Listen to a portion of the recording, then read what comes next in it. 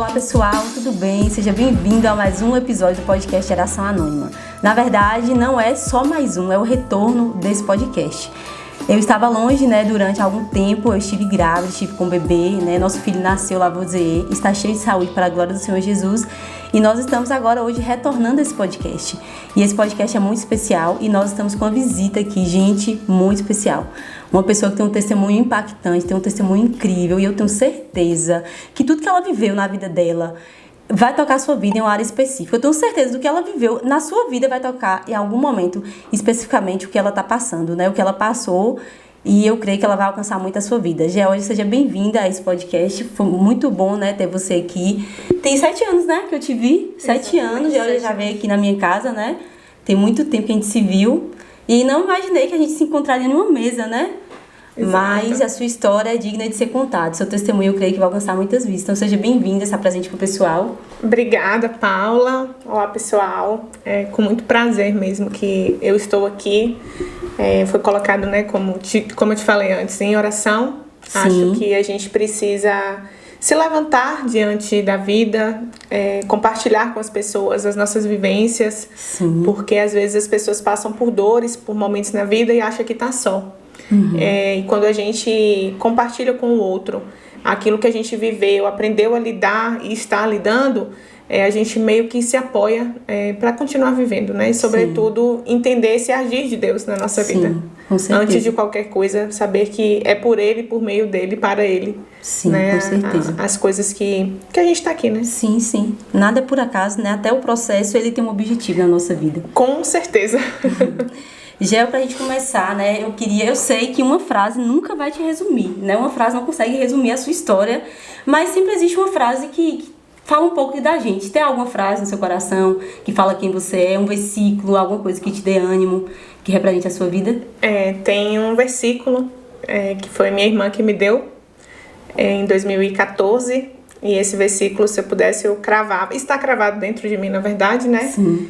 Que é, não te mandei eu, ser forte e corajoso. Não temas nem te espantes, porque o Senhor teu Deus é contigo onde quer que fores. Esse é muito o meu forte. Lema, É onde Deus fala. Não tema, seja forte, seja corajosa. E antes de qualquer coisa, pode vier o desafio que vier, eu estou contigo. Amém. Amém. Não saber que nós não estamos só. Amém. É uma esperança. Na verdade, a nossa esperança, é saber Sim. que nós temos o Senhor. E sobre essa força, Você é uma mulher forte. Você é uma mulher forte, Eu acho você particularmente forte, E como foi que surgiu essa força? Já hoje na infância era assim? Era essa força que você é hoje? Ou foi o processo que te forjou? Como é que foi a sua infância? Onde você nasceu? Os seus pais? Como foi esse relacionamento na sua infância? Então, eu acho que a vida exigiu que eu desenvolvesse a força. Sim. Eu sou de Caetité. Fui criada com os meus pais, com minha família, a base familiar, então sempre tive pai e mãe dentro de casa. É uma família simples, meu pai é carpinteiro, minha mãe é técnica de enfermagem, e deram tudo aquilo que eles puderam para me formar. Sou extremamente grata à minha família, E eu era aquela criança calada, gostava muito de ler, eu era muito estudiosa, muito introspectiva, e sempre gostei muito de pensar sobre a vida. Então, ali eu acho que começava um pouco do que a vida iria me mostrar, porque eu sou ainda muito reflexiva. Eu penso muito sobre muitas coisas. Sim, pensa e escreve também, Penso e escrevo muito, a escrita me ajuda, a elaborar. E não achava, até a vida me exigir, ser forte. Muito pelo contrário, não achei que existia força em mim. Que na verdade não existe. A força que existe em mim é Deus que opera essa força em mim. Sim. Porque se dependesse de Georgia, a pessoa aqui que está falando com você, com certeza hoje eu não estaria aqui falando. Se dependesse exclusivamente de mim, eu não estaria aqui conversando com você hoje, sem dúvida. Deus é bom. Que bom, E sobre a sua adolescência, já houve alguns desafios, assim, de rebeldia? É bom a gente entender como foi a sua adolescência, como você era. Eu era... Até os meus 14 anos, eu era a menina boazinha. Sim. Até os 12 anos eu era a menina boazinha. Era quem? Aquela estudiosa, é aquela que vai estudar. As pessoas perguntavam pra minha mãe, você vai ser o quê? Ela vai ser o quê? Eu era criança, Não, ela vai ser médica. Ela vai ser o quê? Ela vai ser médica. Então eu fui criada estudando para ser médica. Essa foi a minha criação. E aí, com 12 anos, eu começou aquela vida de hormônios, né? De adolescência, de descobrir o mundo. E com 14 anos, eu me envolvi em um relacionamento. Comecei a namorar. Muito nova. Muito nova. Uma criança, 14 anos. Assim, hoje, 14 anos, as meninas são muito maduras. Sim. Mas no nosso caso, há muitos anos atrás, a gente era criança, brincava de boneca Brincava de boneca. E não tinha maturidade, né? Mas como eu comecei a me rebelar, quanto mais diziam pra mim, não faça isso, eu dizia, eu quero fazer. Sim. E aí, quanto mais meu pai me proibia, principalmente meu pai, eu falava, eu quero ficar, eu quero namorar. E não tinha aquele medo do pai, de, né? Tinha medo, mas eu afrontava. Mas você desejou tanto aquilo. Isso, exatamente. Eu afrontei, eu me rebelei contra a minha família. Assim, não adianta você falar porque eu quero fazer isso e eu vou fazer isso. E você tinha um entendimento hoje, talvez, dos seus pais que eram um cuidado pela maturidade que você não tinha? Hoje eu entendo. Sim, mas na época não. Na época, né, a gente só quer... Na época, é porque assim, é o que eu falo hoje com minha mãe, né? Se ela tivesse me explicado, talvez eu teria uma outra compreensão. Sim. Mas naquela época, e a maturidade que eu não tinha naquela época, fez com que eu fiz. Como a gente faz um monte de burrada na vida. Por que a gente faz? Por exemplo, se você fala para um adolescente, não faça isso, ele não entende a sua preocupação. Sim. Quando meu pai dizia não namora com 14 anos, eu entendia o quê? Ele só quer mandar em mim. Eu não entendia que existia um zelo, um cuidado, que eu não tinha uma maturidade para me envolver em um relacionamento, que eu não tinha uma personalidade formada, que eu não poderia arcar com as consequências, inclusive, por exemplo, você ter relação sexual com 14 anos e engravidar com 14 anos, que se eu engravidasse naquela época, eu iria ter um filho, eu iria ter que criar um filho, nem conseguia me criar para criar um filho. Sim, não tinha nenhuma estrutura. Eu não tinha nenhum tipo de estrutura psicológica, emocional, financeira, nada pra isso. Só que como eu não entendia isso, o que eu fazia? Não por não, eu quero sim. Então eu vou fazer. Sim. Entendeu? Entendi. E no meio dessa escolha, eu acredito, né, que essa escolha do namoro há 14 anos, né, provavelmente tirou muitas coisas dentro de você, um crescimento prematuro, né? Eu tenho uma pergunta aqui específica. Escolhas e consequências. Compartilhe conosco algo que você viveu, né, na adolescência que te trouxe grande crescimento. Você poderia falar que foi, talvez, relacionamento? O que você viveu? Foi. Assim, na minha vida, acho que uma coisa que minha alma veio fazer na Terra foi aprender a lidar com a dor emocional. E aí você vai entender essa vertente dessa dor emocional e por que falar sobre isso. Quando eu me relacionei, eu tinha 14 anos. Então, assim, eu não sabia quem eu era. Eu não tinha muita ideia do que eu estava fazendo. Mas, quando a gente apaixona, a gente fica cega, né? Os hormônios, a gente não vê nada. A gente entra nos hormônios, os hormônios tomam conta. E a pessoa com quem eu me envolvi, ele passou a ocupar um lugar importante na minha vida e dentro de mim. Quando eu olhava pra ele, parecia que eu via Deus. E ele passou a ocupar esse lugar de Deus na minha vida. E, Gel, me responde uma coisa. E a paternidade? Você via também o fato da paternidade? Porque muitas mulheres veem isso, de ama tanto o homem, que toma o lugar até de pai. Exato. Né? Paternidade é o lugar de Deus na nossa vida. Exatamente. Houve isso. Só que na época eu não tinha a menor consciência. Sim, eu entendo. Entendeu? Ele ocupava um lugar. Que lugar é esse? Ele era tudo na minha vida. Se tornou então, assim, não era minha família, não eram os meus estudos, não era nada. Era o quê? Era ele. Eu vivia para aquele relacionamento. E muito nova. Então, quando as pessoas falavam, não faz isso, Georgia, presta atenção, eu não queria escutar. Porque o lugar que ele ocupou, que era de Deus ocupar em mim, ele tomou esse lugar. E não era culpa dele. A culpa era minha. Hoje, ou culpa não, que não é a palavra culpa, é a responsabilidade. Né? Porque assim, hoje eu aprendi a duras penas que o outro só faz com a gente aquilo que a gente permite. Com certeza. E esse aprendizado não veio por conselho. Porque talvez se eu tivesse ouvido o conselho, eu teria evitado passar por certas dores na minha vida. Mas eu não quis ouvir.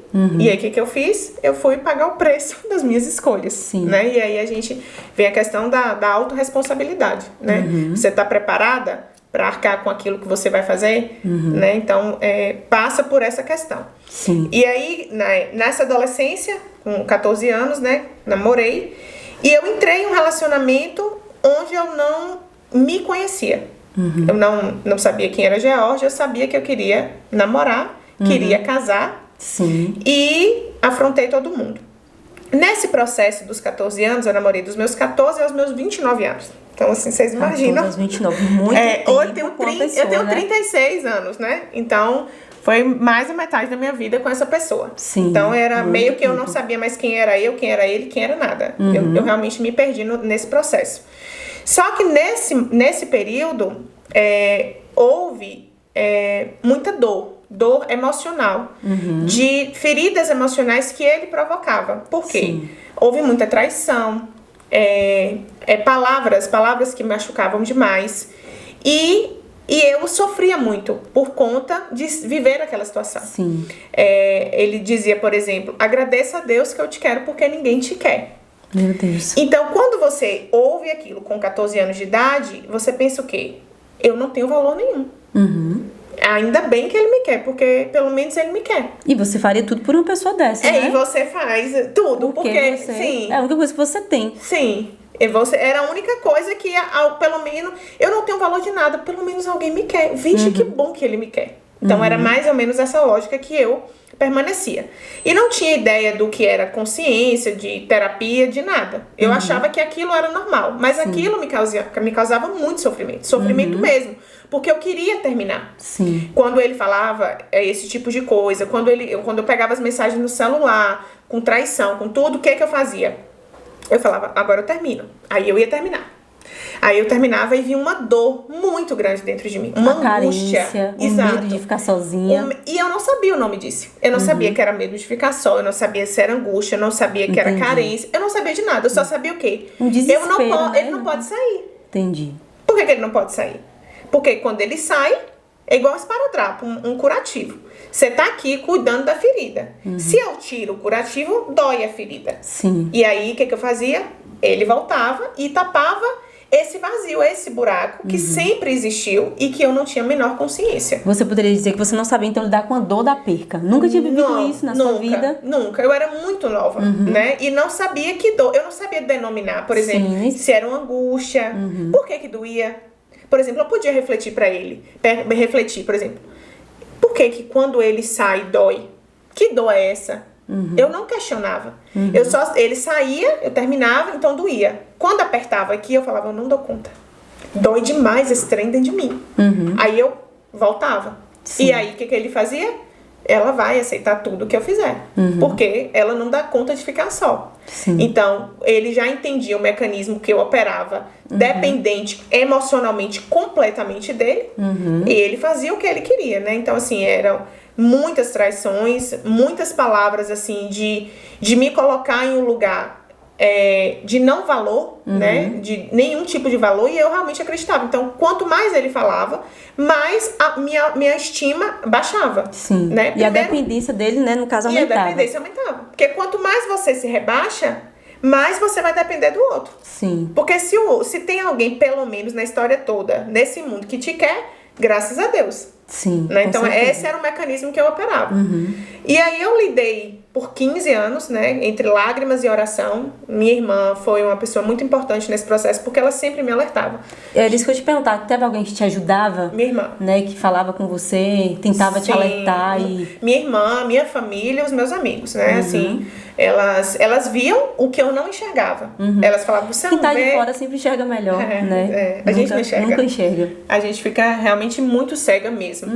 E nesse processo desse relacionamento, eu fui me perdendo mesmo, assim, eu cheguei em um momento que eu não tinha mais cuidado nenhum comigo.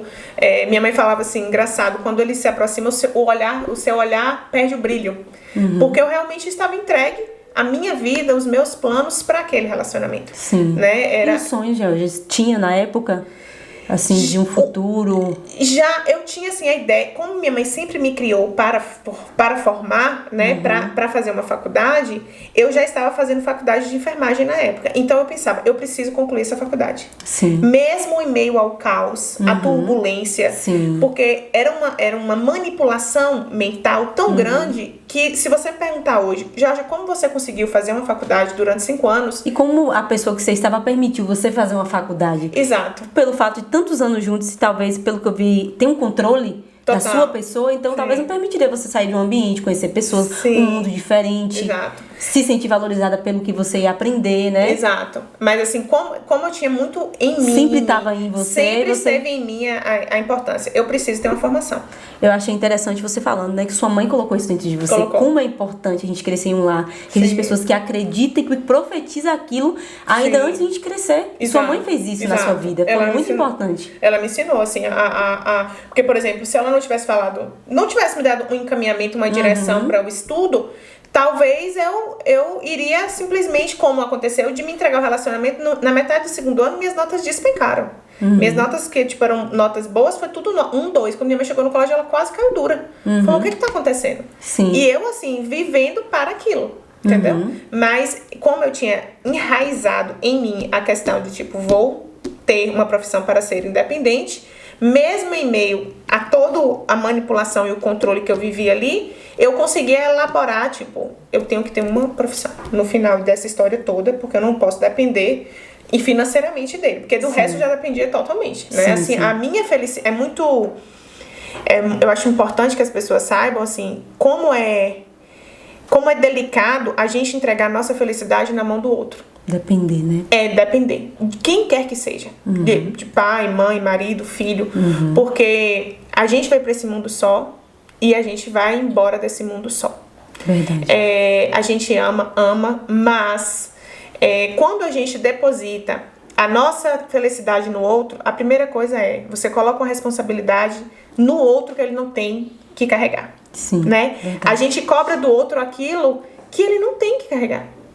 E aí vira um turbilhão. Se você olhar quantos relacionamentos, quantas famílias, quantas pessoas que são sobrecarregadas por carências afetivas de pessoas que não têm a menor ideia. Né? Tem mãe que coloca filho no mundo pra quê?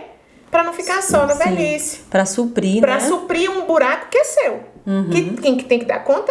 Tipo, você, cada um tem que dar conta do seu vazio. Que muitas pessoas têm e não têm a menor ideia. Né? Eu, por exemplo, vivi na ignorância desse vazio por muitos anos. Muitos e muitos e muitos anos mesmo. Só que aí, em 2014, né, Deus começou a me moldar. O processo realmente começou mais forte em 2014. De 2001 a 2014, que foi no período desse relacionamento, doía, mas até então eu só futucava a ferida e fechava, botava ele no lugar. Então assim, tá tudo certo. Vinha angústia, chorava, tapava. Quando, em 2014, final de 2014, novembro de 2014, meu irmão faleceu de acidente de carro. Gabriel faleceu com 19 anos. E quando Gabriel faleceu, aquela dor que esteve escondida atrás desse relacionamento, ela veio à tona como um tapa na minha cara. Sim. E bateu um desespero muito grande, porque de todas as vezes eu conseguia colocar o band-aid. Só que agora eu não tinha. Eu voltava no relacionamento e... Ele voltava e tava tudo bem. Sim. Então, a minha vida ia continuar, mesmo no caos, ia continuar. Sim. Porém, quando o Gabriel faleceu, eu não tinha mais o que fazer. Sim. Você não arranca ninguém, você não tira ninguém do caixão e fala, volta, porque eu não dou conta do meu vazio, da minha tristeza. Verdade. Né? Isso mesmo. E aí, é nesse momento que a vida exige uma força que talvez você só vai reconhecer quando ela te exige, né? E eu volto a dizer, não é uma força minha. Essa força não é minha mesmo, é uma força que Deus opera em mim. É uma força que Deus... É uma força que... Tanto é que quando eu orava, que foi esse versículo, né? Quando você perde alguém, vem uma fraqueza, porque você é tomado pela tristeza. Então, sua energia baixa, você não tem ânimo, você não tem vitalidade, você se questiona da vida. E aí você olha e fala assim, não tem mais razão para estar aqui. E eu li esse versículo, minha irmã me deu esse versículo, eu colei do lado da minha cama e falava com Deus. Eu preciso de um dia de cada vez. E quando eu orava, eu sentia, né, a presença dele. E assim, é porque a gente não vê Deus, mas era uma força que falava assim, levanta dessa cama e vai trabalhar. Só hoje. Era assim. E o versículo diz o quê? Né? O versículo? Ser forte e corajoso. Não temas nem te espante, porque o Senhor teu Deus é contigo onde quer que fores. Você acha que nesse momento houve uma consciência de que existe mais alguém comigo? Exato. Eu comecei. Na verdade, eu entendia. Eu tinha fé, mas a minha fé ainda era muito pequena. E eu não experienciava da experiência com Deus até no momento que ele falou assim, agora só eu e você. Ele começava a me mostrar do que ele era capaz de fazer. Até então, né? E aí, quando o Gabriel faleceu, eu comecei a me aproximar mais dele, né? Eu fui criada em um berço católico. A minha mãe é católica da igreja, eu fui batizada, fiz catecismo. E minha irmã, ela também era e batizou depois na igreja na Batista. Sim. E aí ela falava muito de Deus o tempo todo e a fé dela me inspirava muito, né? E nesse processo que ela me ensinou, quando o Gabriel faleceu, eu comecei a frequentar a presbiteriana. E o pessoal da igreja, o pastor Valdelúcio, ele me ajudou muito. Assim, eu ficava na igreja praticamente todo dia. Todo dia eu ia, terça, quinta, sábado e domingo. Certíssimo. Né? É de lá que vem seu socorro, palavras. Porque... Exatamente. E aí, quando o Gabriel faleceu em novembro de 2014, minha irmã ia casar em dezembro. Aí minha mãe tem muita fé e muita força também em Deus. Minha irmã não queria casar, minha mãe falou, vai casar. Foi um mês depois, né? Um mês depois. Eram 20 dias, né? Que o casamento de Giovanna ia acontecer. Estavam nesse preparativo, tava pronto, né? tudo pronto. Festa pronta, roupa pronta, tudo pronto. E aí ele recebeu partiu. Essa notícia. E minha mãe falou, não, a vida continua. E aí Giovanna não queria fazer a festa de casamento, aí suspendeu a festa e fez um almoço. E aí no dia do almoço, todo mundo de luto. O Gabriel faleceu 30 de novembro, Giovanna casou 10 de janeiro. Então estávamos todos em luto. Sim. Tanto que o casamento de Giovanna foi só choro, né? Todo mundo muito machucado. E aí no dia da festa, do almoço, no outro dia, esse então namorado, ele não foi pro casamento com Giovanna, do casamento de Giovanna comigo. Ele falou que o dedo estava inflamado e que ele não ia. E aí naquele momento, eu falei, se ele não é capaz de estar comigo num momento tão importante da minha vida e de tanta dor que eu estou vivendo, de me apoiar nesse momento... Sim, porque os dois momentos eram importantes. O luto e o casamento da sua irmã. Exato. Né? Nós estávamos dilacerados, sabe? E olhar pra ele, e ele com o dedo inflamado, ele olhar pra mim e falar assim, não vou. Por que você não vai? Porque o meu dedo tá inflamado. Como se fosse um pretexto suficiente pra você. Exato. Porque quando a gente ama, a gente... Exato. E isso não é amor, né? Sim. Isso passa longe do amor. Só que eu não tinha ideia, eu achava que isso era amor, né? E aí eu olhei pra ele e eu falei... A minha família é mais importante do que você. Por muitos anos, você foi a minha prioridade. Você acha que nesse momento houve um ciúme dele porque você priorizou a sua família, talvez? Pela perca? Talvez ele nunca viu você sofrendo da forma que viu? Eu acho que ele, como ele sempre fazia o que ele queria comigo, ele tinha certeza, mais uma vez, que porque ele não ia pro casamento e também me proibiu de ir. Sim. Ele falou, não vai, eu não vou e você vai ficar cuidando de mim. E aí, naquele momento, eu falei, não é possível. Eu devo estar ouvindo, eu devo estar louca. E aí eu olhei, eu falei, eu tava com muita dor, doía demais, assim. Eu queria meu irmão no meu casamento de minha irmã e eu não tinha. Então, assim, custa você estar do meu lado pra apoiar minha família? Porque eu fingia estar em pé e estar forte pelos meus pais, que estavam massacrados. Sim. E aí, ele não foi. A mãe dele, eu lembro que a mãe dele entrou no quarto e falou assim, você vai perder ela. Levanta porque vai acabar esse namoro. E ele não acreditou. E aí, depois disso, eu fui pro casamento só com a mãe dele, inclusive a irmã. E aí, passaram 2, 3 meses. A gente brigou por uma briga besta, assim. E aí, foi a gota d'água mesmo pra eu acabar, né? Assim, eu realmente decidi que já que estava doendo, eu ia encarar logo a dor de uma vez só. Sim. Né? Eu já tinha entrado na terapia, eu entrei na terapia, Deus é bom, porque eu entrei na terapia em setembro, Gabriel faleceu em novembro. Então você já estava procurando ajuda? Já estava procurando. Pra sair do relacionamento, já estava com esse... Não, quando eu procurei ajuda, é engraçado isso, porque quando eu procurei ajuda, eu não fui pra terapia para acabar o relacionamento. Eu fui pra terapia pra achar uma solução pra ele ficar bom. Eu queria acabar com o sofrimento, não com o relacionamento. Entendi. Entendeu? Eu não tinha ideia do que eu tava caçando ali. Eu só queria acabar com aquele trem que doía dentro de mim. Sim. Você queria ser uma pessoa melhor, talvez, pra direcionar o relacionamento de uma forma melhor, pra estar junto com ele. Não, nem isso, porque eu não me responsabilizava, Paulo. Eu não tinha consciência. Tipo assim, não existia. Você colocava a culpa nele de tudo? O tempo inteiro.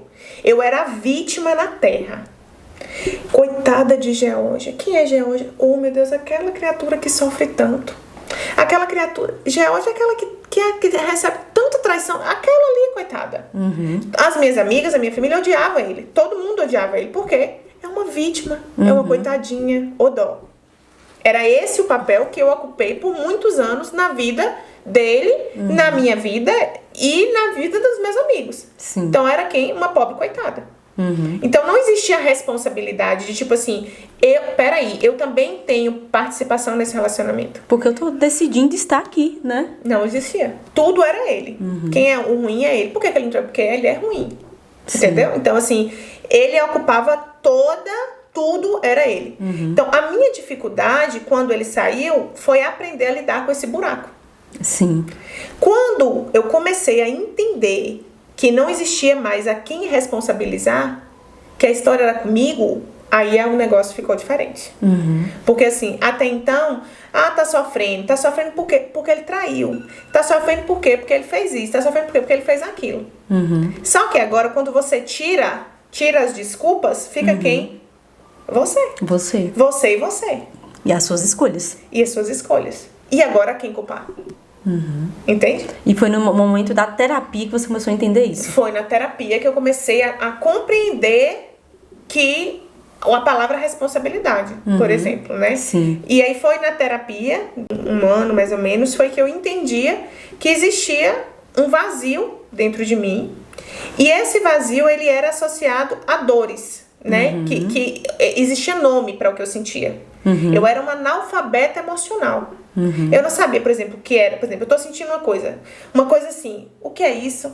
Eu não sabia dizer que isso era alegria, o que era raiva, o que era medo, tristeza. Eu era tão distante de mim. Você não se conhecia? Não, nem nada. Não, eu não sabia quem eu era. Nada.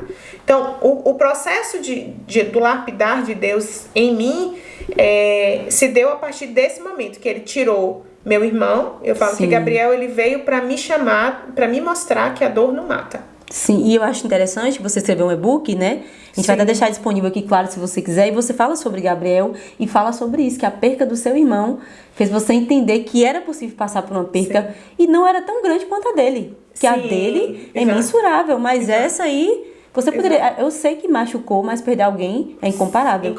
E eu achei muito forte. De todo o seu livro que eu li, a parte do seu irmão, eu fiquei assim, falei, meu Deus. Nada é com propósito. Até aqueles que partem da nossa vida, deixam algo pra gente. Sim. Porque assim, Paula, a gente não sabe o dia de amanhã. Né? A gente vive a vida fazendo planos e imaginando que a gente vai estar aqui pro resto da vida. A gente não trata as pessoas como a gente gostaria. Às vezes a gente perde a cabeça com mais facilidade do que tratar com amor, com paciência, principalmente as pessoas com que a gente convive diariamente, né?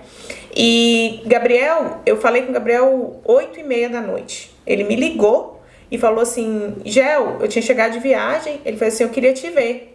Aí eu falei com ele, Gabi, eu tô cansada, eu cheguei de viagem agora, preciso dormir, que amanhã eu vou trabalhar. Amanhã eu te vejo, eu te acordo pra você ir trabalhar, porque ele ia pra uma outra cidade, ele faleceu indo pra uma outra cidade. E aí, ele me ligou de novo, ele falou, eu lembro que ele tava mastigando. Aí ele falou assim... A gente percebe que a pessoa tá comendo e falando, né? Comendo e falando. Ele falou, eu quero te abraçar, eu quero te ver. E aí eu falei com ele, amanhã eu te vejo, hoje não. E isso era 8h30 da noite. 4 horas da manhã eu recebi a ligação que ele tinha falecido. Então assim, ficou o abraço não dado.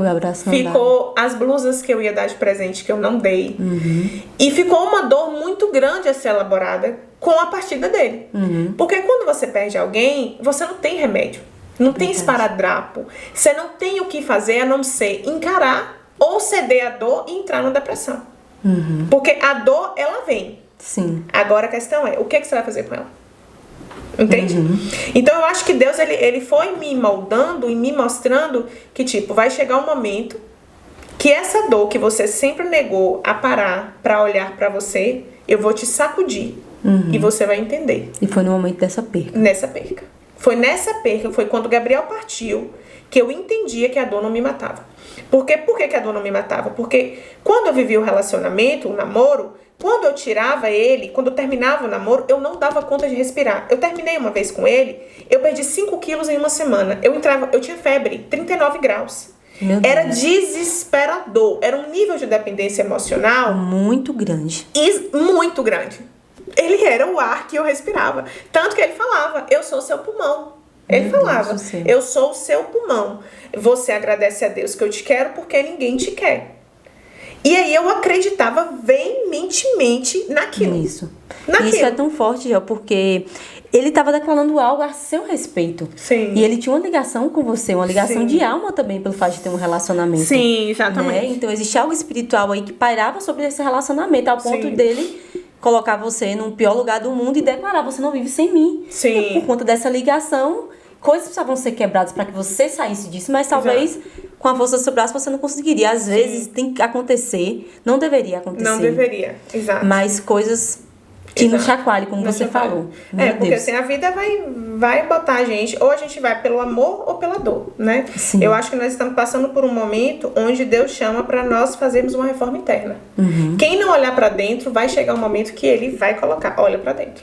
Né? Porque dentro tá as respostas. Sim. É lá dentro, lá no inconsciente, onde estão as crenças, onde tá... Por que, por exemplo, eu nunca refleti por que eu aceitava traição. Porque quando ele falava comigo, eu sou seu pulmão, eu não questionava. Por que eu não questionava a dor? Que quando eu tentava terminar, eu não questionava que dor era essa. Não procurava entender. Eu não procurava entender o porquê. Tô sofrendo por quê? Qual o motivo? O que ele tem de bom a me oferecer? Que na verdade não tinha nada. Exato. Por que você... Porque, por exemplo, tantas mulheres... Por exemplo, eu comecei a falar sobre a questão da dor emocional, dos complexos de inferioridade, da questão da falta de valor próprio. Que, na verdade, ele só representava aquilo que existia dentro de mim. Ele só me tratava... Ele era a materialização daquilo que dentro de mim existia. Não era nem mais nem menos. Eu não me via como pessoa. Pra mim eu não tinha valor nenhum. A traição era uma consequência de tipo, rapaz, eu sou ninguém, eu sou nada, eu sou um lixo. Então, que bom que ele tá comigo.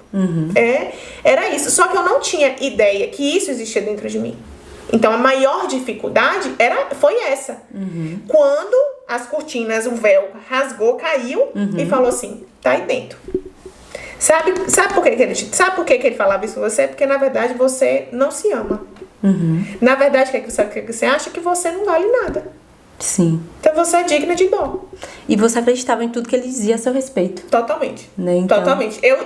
Eu tinha e ele reforçava. Sim. Eu tinha e ele reforçava. Entendeu? Então, se eu não saísse dessa lógica, se Gabriel não tivesse partido, quer dizer, talvez teria outro meio que Deus iria me mostrar o que ele poderia fazer, mas dificilmente eu iria sair disso. Porque era uma dor muito grande. Era muita dor. Muita, assim. Era um sofrimento que, quando eu vejo, por exemplo, um viciado em droga, quando eu vejo uma mulher sendo violentada em um relacionamento e ela não consegue sair daquilo ali, eu entendo. Porque eu já passei por essa situação na minha vida. Sim. Porque o buraco era tão grande que cutucar ele era pior do que não mexer. Então, mantenha-se do jeito que tá. Porque você tem que ter um desenvolvimento de força em Deus muito maior do que a vida do que eu imaginei na minha vida. Jamais eu achei. Se você perguntar assim, qual foi a maior vitória da sua vida, foi sair desse relacionamento. Meu Deus. Foi a maior vitória, assim, sem dúvida nenhuma. Porque eu não estaria conversando com você aqui hoje se eu não tivesse. Porque ali morreu uma Geórgia. Ali morre todas as crenças que me aprisionavam. Era submissão total. É assim, cala a boca que eu estou falando e você vai me obedecer. Meu Deus. Usa a roupa que eu quero, porque eu quero isso. Pinta o cabelo dessa cor, usa esse salto. Faz isso, faz aquilo outro. Você não pode ser enfermeira, porque enfermeira é comida de médico. Eu fazendo faculdade. Você não pode trabalhar de plantão nas madrugadas, porque ninguém sabe o que acontece dentro do hospital. Então existia... É porque assim, na verdade, as pessoas que geralmente traem você, imagina estar fazendo a mesma coisa com ela. Sim. Né? Então ele tinha uma insegurança o tempo todo por ser traído, porque ele te traía. Exato. Porque ele tem um caráter dessa forma, né? Sim. Pelo que eu entendi. Exato. Meu Deus, é forte, viu? E existe muitas mulheres, né, que vivem nessa situação. Muitas mulheres. Né? Muitas mulheres. E existe uma saída, né? A gente vai falar sobre isso. Você falou algo muito interessante, que você acreditava no que ele falava a seu respeito. Sim. Só que a Bíblia, Deus, ele tem outra opinião a nosso respeito, né? E baseado nisso, eu acredito, né, que houve a fé para você sair. Mas e a sua conversão de você aceitar Jesus como seu Salvador, você encontrou ele realmente nesse momento? Paula, eu encontro Jesus diariamente. Sim. O meu encontro com Jesus, ele se dá... Desde essa perca, né? Desde a perca, eu acho que... Eu falo que Deus colocou esse vazio e essa dor em mim para entender que só Ele me preenchia. Sim. Nesse processo todo da minha vida, quando eu entendia que dentro de mim havia uma dor chamada dor do abandono, uma ferida emocional do abandono, que está relacionado com a figura paterna e a dor da rejeição com a figura materna, dor emocional que você não consegue palpar e que não existe remédio, você não vai na farmácia e toma um remédio. Toma aqui um remédio para ferida emocional. Você não toma, né? E onde eu tentei ocultar esse buraco com faculdade, com trabalho, com namoro, com fugas, com comida, com qualquer outra coisa, Deus falou assim, ou você para, olha para essa ferida, me dá espaço para eu trabalhar dentro de você e te curar, ou você não vai para lugar nenhum. Então, quando eu me rendi a entender que a minha capacidade e todos os meus complexos seriam ele que iria me moldar, eu entendi o que Jesus seria capaz de fazer. No processo, você vai entender onde Deus falou assim, você vai abrir a boca, né? Como eu te falei, eu tive um sonho e realmente é a questão do posicionamento, de um cuidar de Deus que nada é sem razão. Sim. Tudo tem um propósito. Tudo tem um propósito. Né? O meu propósito está relacionado com dor, né? Eu estou como enfermeira obstetra e trabalho com dor, né? Trabalho com parto natural. Então, a mulher, ela sente dor. E a dor que gera algo. A dor que gera uma vida, Sim. né? E eu sempre falo assim... Mandou com propósito, né? Eu falo com a mulher, essa dor não mata. Porque muitas mulheres, quando elas vão dar à luz, elas têm medo dessa dor. A gente foi criado num sistema que colocou na nossa cabeça, que você não é capaz de suportar uma dor de seu corpo contrair para trazer uma criança ao mundo. Sendo que Deus fez a mulher assim, Sendo né? que foi a criação divina, né? Não foi o ser humano, não foi a gente que criou a forma de trazer. Acho que o cesárea foi o ser humano que criou, né? A cesárea foi, né? Sim, mas o parto normal, se a gente pensar, é a fisiologia da fisiologia, né? E como eu acredito que Deus é o criador de todas as coisas, Ele criou também a vida dentro do útero e criou a forma de trazer o bebê ao mundo pelo parto natural, né? A cesárea é muito bem-vinda quando necessário. Sim. Então, mas criou-se uma história que dói demais, que é a dor da morte, né? Pra mulher do parto normal. Tem muita mulher que fala assim, eu não vou passar por essa dor porque é a dor da morte. Dói demais, dói demais. E às vezes ela nem passou, mas só o fato de ouvir alguém falar sobre aquilo. Exatamente. Você não sabe o que é, mas já te falaram que dói muito. Então pra que eu vou passar pela dor? Sim. Né? Nós somos o segundo país do mundo em número de cesarianas. Então a gente cresce cada dia mais. E um dos principais motivos que levam a mulher a optar pela cesárea é o quê? A dor. O medo da dor. Meu Deus. O discurso é, pra que eu vou passar pela dor se existe uma via que eu posso resolver aqui com muito mais rápido, mais prático. Então é nesse cenário que Deus me coloca, no cenário do nascimento. Quando o Gabriel faleceu e eu acabei o namoro em 2015, eu fiquei perdida. Porque veio Geórgia, a vida, o meu vazio, e agora eu tinha que olhar para tudo isso. E aí eu pedi a Deus uma oportunidade. Falei, Senhor, eu preciso recomeçar. Eu quero sair de Caeté, eu quero um caminho. Não sabia o que eu queria, tinha a menor ideia do que eu queria fazer da vida. Eu só queria sair de Caeté um momento. Passei de 2015 a 2016 em Caeté, em oração. E aí ele me deu a oportunidade de fazer a especialização, né, em enfermagem obstétrica em Salvador. Eu passei na residência e fui morar lá. E essa profissão de trazer bebês ao mundo, como é que você escolheu? Deus, não fui eu. Tudo direcionado a ele. Não fui eu. Eu fiz a faculdade de enfermagem, Paula, sem nenhum tipo de identificação com alguma especialização. Você tá fazendo o quê? Eu tô fazendo faculdade. Você vai fazer o quê? Vou trabalhar no PSF. Por quê? Porque eu preciso de dinheiro. Pronto. É a corrida dos ratos. É um robô. Você nasce, cresce, trabalha, cria, nasce e vai morrer. Entendi. Não existia nenhuma reflexão mais profunda, né? Nada disso, entendeu? Eu precisava trabalhar. E quando ele me levou para Salvador, aí foi quando realmente eu passei passar por um processo mais próximo de Deus, né? Que eu falo que foi realmente meu despertar espiritual, onde eu comecei a sonhar com anjos. Eu sonhava com luz, né? Muita luz. E eu entendia que tinha uma razão para estar ali. Comecei a ter crises absurdas de ansiedade. Eu acordava todo dia 3 horas da manhã e eu não entendia o que estava acontecendo. Eu já estava na terapia, né? E aí eu fui para uma maternidade e me deparei com mulheres parindo. Quando eu olhei para aquela mulher parindo, eu observei que alguma coisa influenciava elas no parto. E aí eu observei que as mulheres que tinham mais medo de parir demoravam mais para parir do que as mulheres que não tinham medo. E essas mulheres que tinham medo, elas sentiam mais dores, inclusive. E eu falei, Deus, acontece alguma coisa aqui nesse negócio.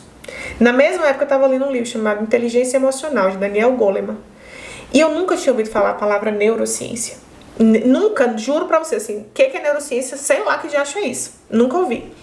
Eu estava lendo um livro. E aí, no mesmo dia, eu falei, é isso que eu quero estudar. Eu quero estudar a neurociência das emoções. E fala sobre o que, neurociência? Neurociência é a parte das emoções, a parte neurocientífica das emoções do processo cerebral. Como as emoções, né, uma área da psicologia, afeta a nossa vida, de onde ela vem. Muito bom. Que não é da área de enfermagem, não é uma área específica da enfermagem, né? É muito mais da área da psicologia, na verdade. Sim. E aí, nesse chamado, foi quando Deus virou uma chave, né? Eu já em Salvador, que ele falou assim, agora você vai fazer o que eu quero. Você vai começar a entender o porquê de tanta dor dentro de você. Mas eu não tinha muito ideia do que o que estava por vir. Quando eu já fui para Salvador, eu já estava um pouco melhor no meu processo de luto, né? Eu já entendia, por exemplo, eu já aceitava mais a partida do meu irmão, porque por um período eu fiquei com muita raiva de Deus. Eu ficava assim, que Deus é esse? Né? Por que Deus levou meu irmão? Meu irmão tinha 19 anos. Meu irmão estava cheio de planos. Gabriel, minha irmã ia casar dia 20 de dezembro. Gabriel faleceu dia 30 de novembro. E afetou toda uma família, né? Toda uma família. Eram planos. E assim, a primeira coisa que eu me questionei, por que você fez isso com meu irmão? Eu não quero saber de você. Eu não quero saber de você. E só que depois eu entendi que se tava ruim, difícil sem ele, com ele era impossível. Eu não tinha força. Não tinha força para levantar. Eu ia trabalhar, Paula, passando batom na boca e chorando. Porque eu tinha que trabalhar. Não porque eu queria morrer. Eu tava em processo de 2 lutos. Eu perdi meu irmão em um relacionamento de 15 anos. Eu era sufocada pela dor. Sim. Entendeu? Mas eu falava, o Senhor vai me sustentar. Isso aqui vai ter que dar um fim. Isso aqui tem que ter uma solução. Mas eu não tinha a menor ideia do que eu tava fazendo, de verdade, assim. E aí, quando eu então, iludida, achando que eu estava meio curada, partiu para Salvador para estudar a tal da obstetrícia. Nesse processo da minha ida para Salvador, eu conheci um outro rapaz. E aí, no término do namoro, que não estava meio terminado, tava aquelas recaídas infelizes. Em outro relacionamento. Né, eu tinha acabado o namoro, mas eu tinha umas recaídas. Na recaída, eu conheci um outro rapaz. Então, aí definitivamente acabou, botou um ponto final no namoro. E aí, eu me relacionei com esse rapaz. Quando eu me relacionei com esse rapaz, eu percebia que eu não amava tanto o outro namorado. E aí eu entendi, eu falei, rapaz, tem uma coisa errada aqui. Porque assim, o amor que eu sinto por ele é o mesmo que eu tô sentindo por esse aqui. Então tem um trem errado aqui. Eu pensava, né? Falei, ué, tem um negócio errado. Sim. E aí eu só tirei esse curativo e botei esse curativo. O buraco continuava. Sim, você tava querendo preencher o mesmo vazio que o outro não conseguiu preencher. Exatamente. E que agora outra pessoa entrar. E que ia ser impossível preencher, na verdade. Exatamente. Né? Porque não ia preencher. Não é ele, aí, não é a pessoa. Só que a bonita aqui não entendia, né? Vamos botar outro curativo? Bota um curativinho. Botei outro curativo. Passei alguns meses, chega em Salvador. E aí mas esse outro, que não era tão abusivo, mas me mostrou a mesma coisa. Falta de valor. Ele não queria nada comigo. Ele só queria fazer o que ele queria. Tinha relação sexual, fazia o que ele queria e acabava ali. E pronto. Não quero relacionamento. E assim, meio que eu acreditava. Ele falava que ia um dia casar. E eu assim, vai casar. E assim, não tinha ideia da carência. Eu ainda não tinha consciência, né? E eu na terapia, firme na terapia. Quando eu vi o entorno que eu tava, eu percebi que ele realmente não queria nada, eu falei, não, eu preciso realmente colocar um ponto final nisso aqui. E aí foi quando eu tirei ele de cena, ficou mesmo o vazio e eu lá em Salvador. Passei por 7 meses praticamente sem dormir, com muita ansiedade. Só que na obstetrícia eu encontrei uma razão maior para a minha dor. Tinha dor do contexto, mas tinha uma razão. Eu queria ajudar as mulheres a parirem. Eu queria ajudar as mulheres a entender que aquela dor não ia matar elas. Existia uma dor dentro daquelas mulheres que não é a dor da contração do útero. Entendi. Existe uma subjetividade da dor, uma dor emocional que você não palpa. Uma dor física, se eu te beliscar aqui, você vai falar, dói aqui. Se eu parar de beliscar, não vai doer. E uma dor emocional? Sim. Como é que eu denomino o tamanho de uma dor de uma criança que o pai maltratou a vida inteira? Como é que eu falo pra você que, por exemplo, tem gente que reage à dor de uma forma e outra que não reage? Como é que uma mulher que foi abandonada e uma mulher que foi crescida diante de um lar de tanto amor, como essa pessoa é? Qual a personalidade que essa pessoa tem? Quais as feridas que você carrega desde o ventre da sua mãe? Como encarar esse momento, Como encarar esse momento? Era isso. Eu via partos e mulheres, inúmeras mulheres parindo. Eu falava, tem alguma coisa nessa dor. Você percebia algo diferente, né? O porquê. E por quê? Entendeu? E eu queria ir a fundo nesse negócio. E aí foi quando veio um chamado para eu estudar a neurociência e as emoções do parto. E uma voz falou assim, você vai para fora do país. Eu falei, meu Deus, como eu vou pra fora do país? Loucura, você vê algo interior dentro da gente. Uma ideia que você jamais pensaria. Passa na sua mente. Jamais. Até porque eu cresci em um ambiente onde minha mãe sempre falou, do Brasil, nenhum dos 3 sai. Nem eu, minha irmã Giovana e Gabriel. Nenhum sai do país. Então, assim, sair do Brasil era terminantemente proibido. Entendeu? E fica longe, acho que por conta da não existe, minha filha. É a galinha com os ovos debaixo da asa. Não sai. Entendeu? Então, assim, cresci. Igual isso aqui é um copo, não muda, é copo, acabou. Sair do Brasil jamais. Sim. E aí, eu falei, meu Deus, eu tô ficando louca. Comecei a pensar, falei, eu tô ficando louca, não tem condição nenhuma eu ir pra fora do país. E aquela ideia sempre martelando na cabeça. Aquela coisa me remoendo. Eu dormia e pensava. Aí eu, beleza, coloquei em oração, eu falei, se eu estiver louca, isso vai sair da minha cabeça. Mas se for da tua vontade, você vai me mostrar o caminho. E eu comecei a devorar assuntos de neurociência, de emoções, de entender por que o medo afeta a dor, que medo era esse, o que eram as emoções. Aí eu comecei a estudar as emoções. E aí eu falei, eu quero fazer um mestrado em neurociência das emoções. Esse mestrado não tem em muitos lugares no Brasil. Tinha na UNB, no Rio Grande do Norte, em São Paulo e Santa Catarina. Foram as faculdades que eu olhei. E eu falei, pronto, eu vou para a UNB. É lá que eu vou estudar. Aí foquei que em Brasília quando acabasse a residência. Sim. Só que algo dentro de mim falava assim, você vai pra fora do país. Vai pra fora do país. Aí um dia eu falei, tá bom. Vou colocar a oração. Eu tava estudando um plantão. Falei, Senhor, por que eu tô com esse negócio? Por que essa voz fala comigo pra eu ir embora? Pra que fala pra eu ir pra fora do país? Pra onde é que você quer que eu vá? Que onde você falar, Deus, eu vou. Então, uma dica. Cuidado com o que você fala com Deus. Cuidado.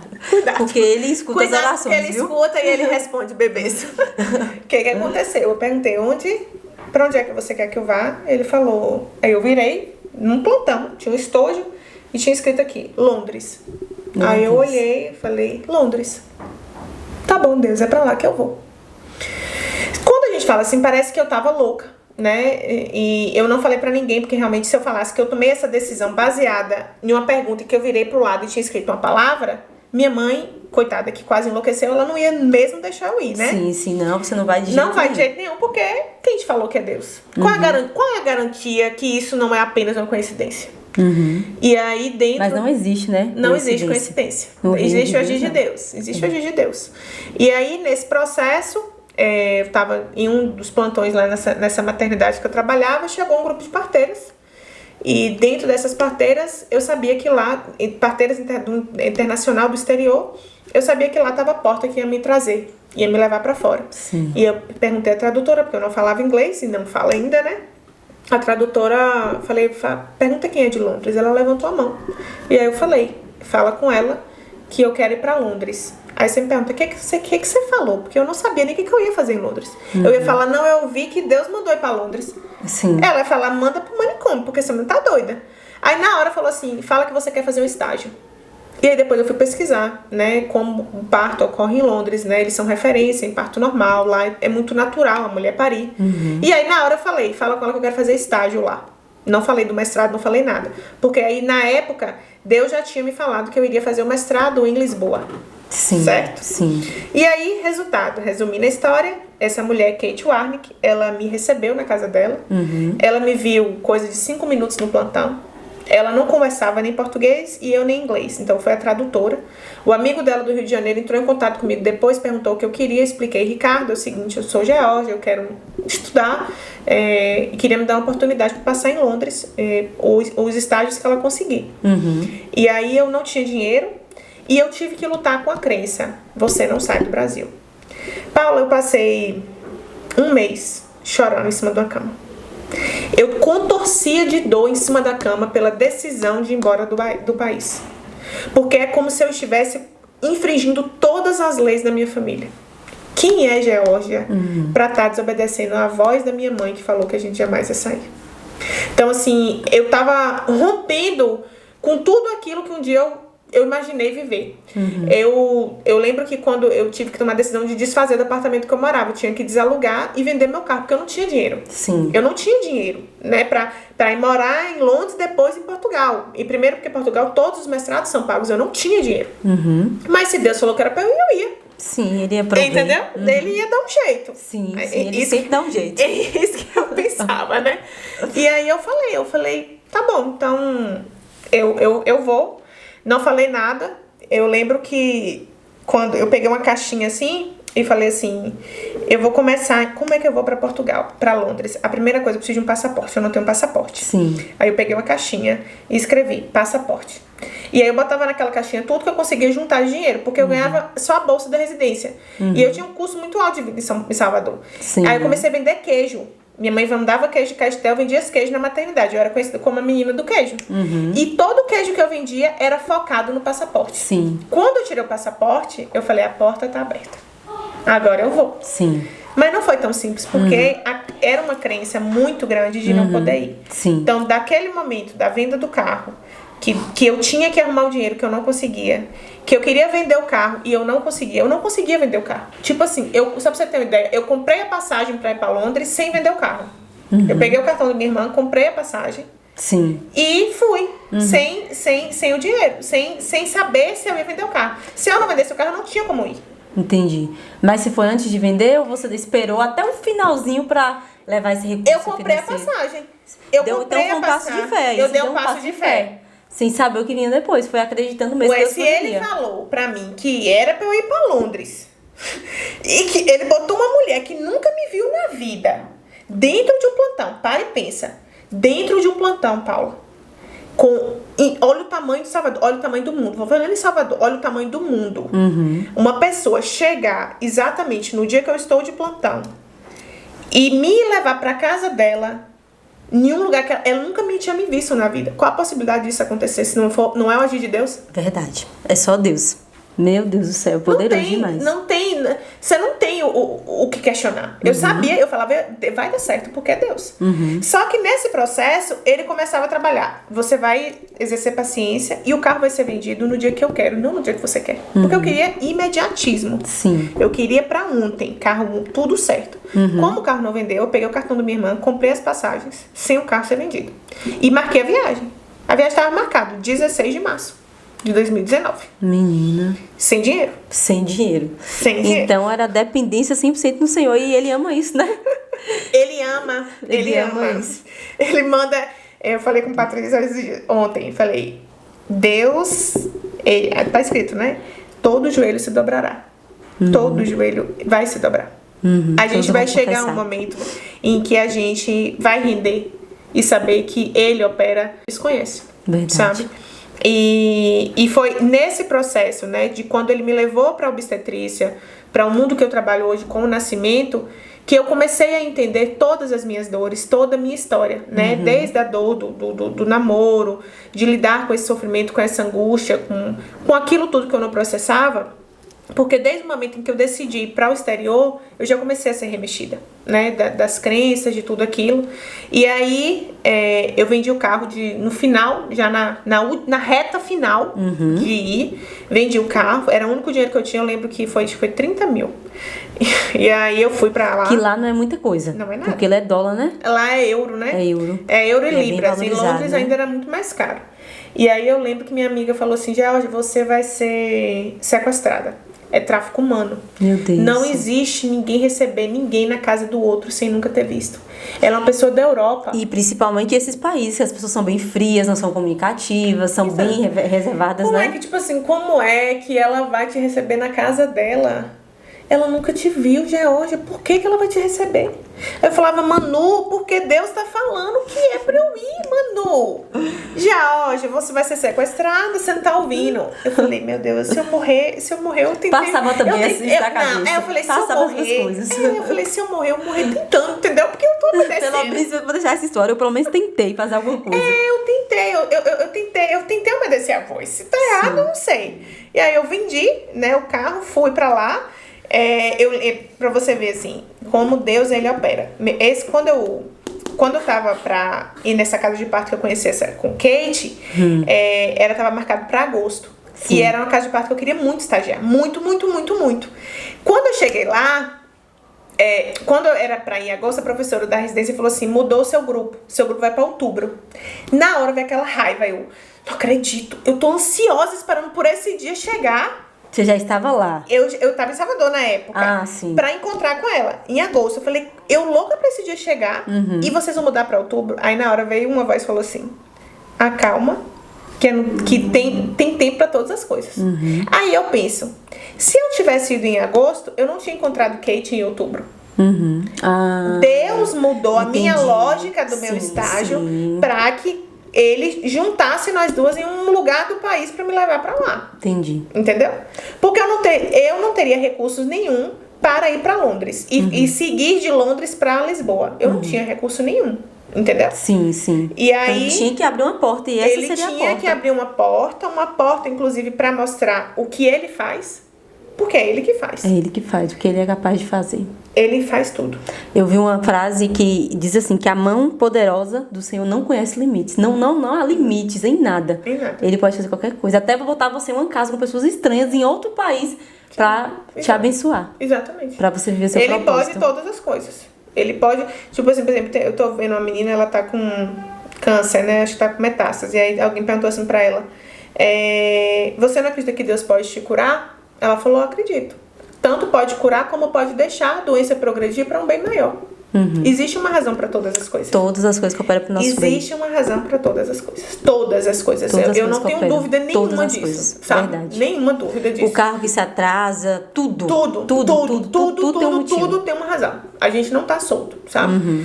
E aí eu fui lá pra Londres, e quando eu cheguei em Londres, no mestrado, pra fazer o estágio com as parteiras, eu caiu assim, o tapa na cara que faltava dar, que não bastava o que eu tinha vivido no relacionamento e a compreensão de tudo, veio lá em Londres. Quando eu cheguei em Londres, eu queria aprender inglês, eu não conseguia. Uma voz dizia assim, burra, você é burra, você é incapaz. O que você tá fazendo aqui? Vai embora pro Brasil, que isso aqui não é lugar seu, não. Então, eu comecei a lidar com essa voz todos os dias da minha vida. A Bíblia diz, né, que no mundo tem muitas vozes e nenhuma sem sentido. Da mesma forma que a gente ouve o Senhor, o inimigo tá para nos acusar, que tudo isso é acusação. Exatamente. Né? Exatamente. Então, eu comecei a ouvir isso todos os dias da minha vida. Eu queria estudar, eu queria ajudar as mulheres a parirem, eu queria fazer um estudo para contribuir para o nascimento. E a voz dizia, não levanta. É você para ficar em cima da cama. Eu quero você no lugar onde você tá, sem valor nenhum. Meu Deus. É pra isso que você veio, pra mostrar o que é fracasso. Você não vai fazer nada. Você não vai aprender inglês, você vai ficar trancada dentro de casa. Paula, eu fiquei um mês trancada. Lá em com medo de pegar o metrô. Eu só ia dar do curso de inglês e voltava, porque eu sabia o rumo, assim, de não me perder. Mas eu não saía pra lugar nenhum, porque eu tinha medo de morrer, medo de me ficar perdida. Eu fui tomada, assim. Sim, uma batalha espiritual absurda, sabe assim? E eu tava em um lugar que eu não falava a língua, que eu não tinha dinheiro e muito focada no mestrado. Assim, eu sabia que eu tinha que passar por Londres, porque Deus queria, e eu fiz os estágios das maternidades que Kate me oportunizou, mas o foco era o mestrado. Então, assim, eu pensava, eu vou chegar no mestrado, eu vou chegar no mestrado, eu vou chegar no mestrado. Então, assim, mesmo com tanto desafio do frio, era um frio absurdo, não tinha sol.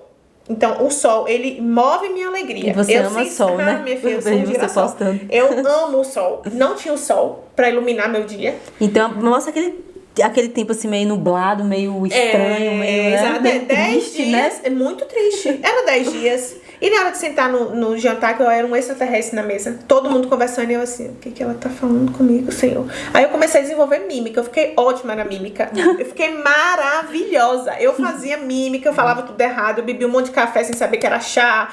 Tudo errado, tudo errado. Eu falava, meu Deus, eu preciso sair daqui. E, tipo assim, eu queria acelerar o tempo, eu queria acabar com aquilo. E a saudade? A saudade começou a apertar, né? Sim. Como eu cheguei lá em março, na minha cabeça, iludida, que você vê como eu fantasio. Tem um vídeo meu no YouTube. Tem um vídeo meu. O que eu achei? Eu vou pra Londres, faço os 4 meses de estágio, volto de Londres, vejo a minha família, porque o mestrado começava em setembro. Sim. Nos meus planos mirabolantes, que ia dar muito certo, eu ia ganhar uma bolsa. Presta atenção. Você já estava desenhando o futuro. Presta atenção. Uma bolsa de estudo do governo para pagar o meu mestrado em Lisboa. Além da bolsa, minha mãe ia vender uma casa de minha avó e com esse dinheiro ela me dá uma parcela para morar em Lisboa. Então, esse era o plano. Já estava tudo planejado. Tudo maravilhosamente. A Bíblia diz que nós fazemos planos, mas a resposta final vem do Senhor, né? Vem, minha filha. E às vezes vem como cacetada. Porque eu fui desse jeito. Então, assim, se você vantagear, você foi pra Europa pensando em trabalhar? Jamais. Jamais. Jamais eu imaginei que, tipo assim, eu vou pra lá, vou quebrar a cara e vou trabalhar. Vou ter que faxinar, vou ter que cuidar de idoso, vou ter que fazer uma coisa. Não. Eu vou, o governo vai me dar uma bolsa, minha mãe vai me dar um dinheiro pra pagar a faculdade. Eu não tenho que fazer muito esforço, não. Foi assim que eu fui. Então, quando eu chego lá, com tudo esse plano lindo desenhado na minha cabeça, fazendo os estágios, começando a lidar com essa voz, eis que a bolsa do governo não sai. Eu perdi a bolsa. Eu fiz um vídeo no YouTube por causa disso. Eu tinha um vídeo pra gravar, pra ver quem concorria. O vídeo era uma tragédia. Tem lá no YouTube. Entendi. Eu vou procurar. O vídeo era pra isso. O vídeo era pra concorrer. Entendi. Aí eles falaram que meu vídeo não passou nem na seleção de meu vídeo, do tanto que foi mal gravado. Eu peguei o vídeo, fez assim, gravei aqui no quarto. Eu sozinha e falei. Falei o que eu queria. Ajudar as mulheres a parir, a lidar com as emoções. Eu queria fazer um mestrado em Portugal e tal. Enfim, não passei.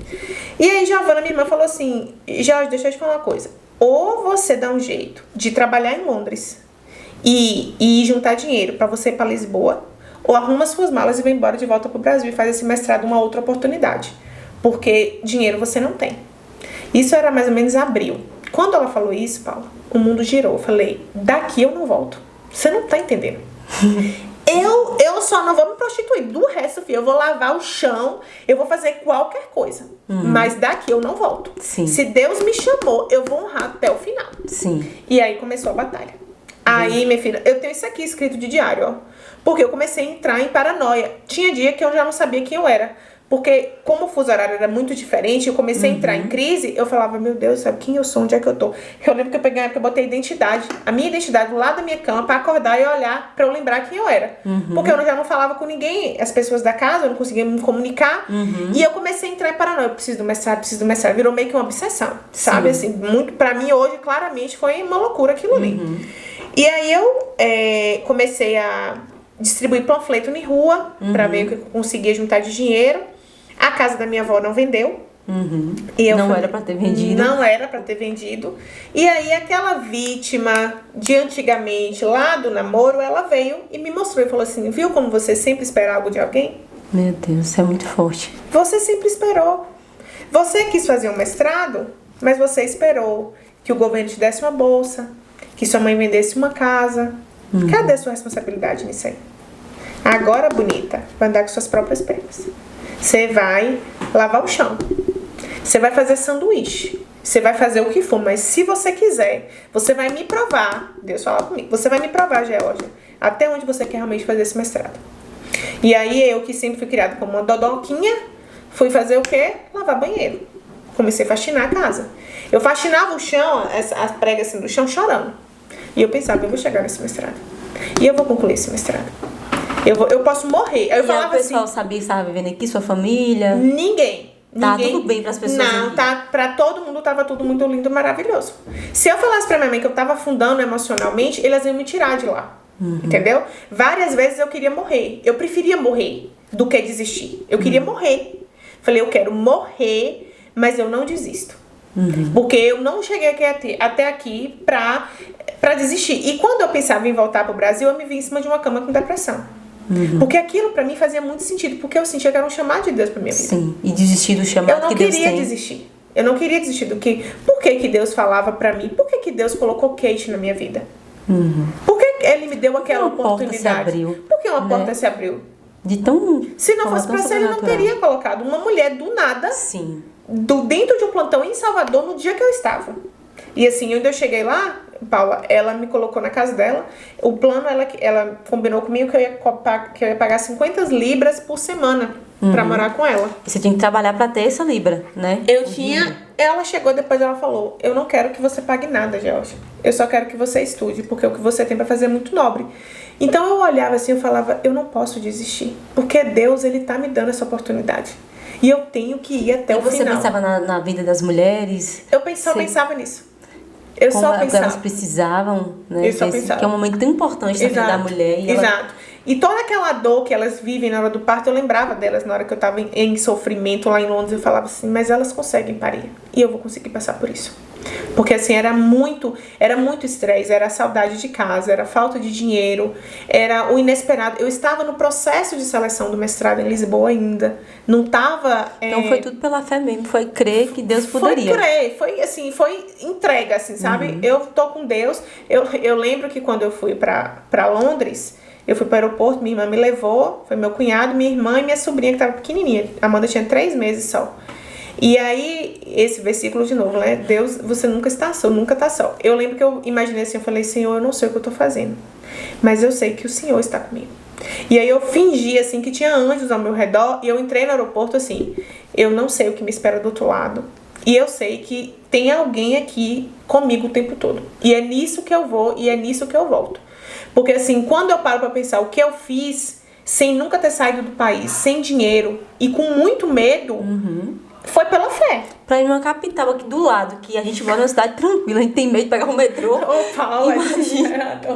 Você eu cheguei em Madrid, quando eu cheguei eu ouvi umas vozes, eu falei, meu Deus do céu, onde é que eu tô, assim, o que que eu... Aí a voz é, o que que eu fiz da minha vida, sabe? Tipo assim, eu quero voltar no tempo, deixa eu voltar. Desde que eu falei, agora eu já tô aqui.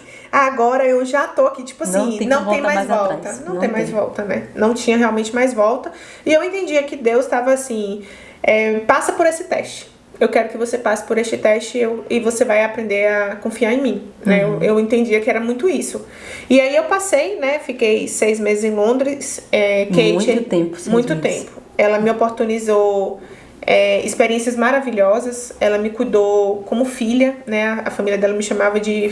A filha dela me chamava de irmã brasileira. Depois eu descobri que ela era chefe de departamento das midwives do Reino Unido, das parteiras do Reino Unido.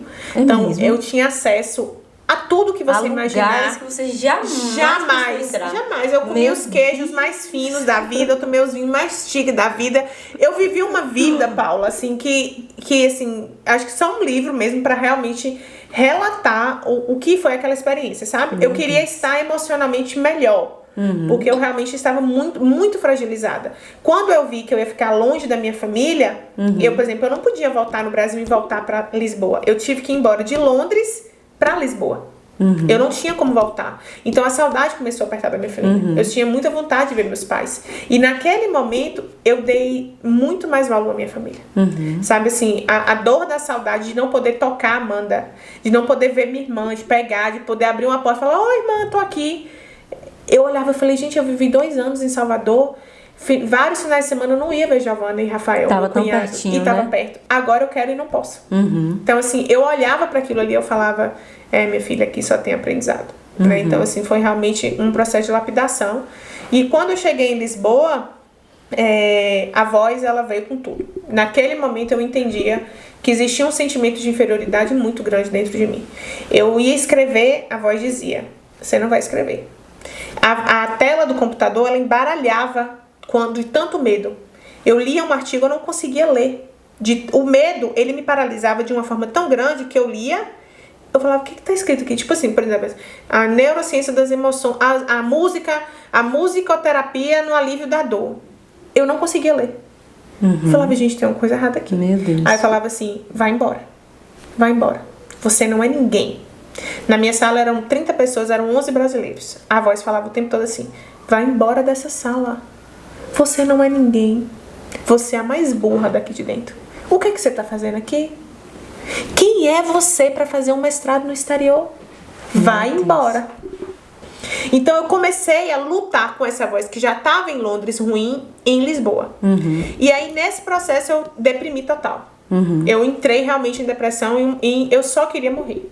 Eu só queria morrer, mas eu sabia que eu tinha que lutar contra aquela dor. Eu não tinha energia, eu não tinha vontade de viver, eu não tinha vontade de nada. Assim, eu queria simplesmente falar assim, acaba com isso, Deus, porque não faz sentido nenhum tudo isso. O prazer de estudar as emoções, de ajudar as mulheres a parirem já não mais existia.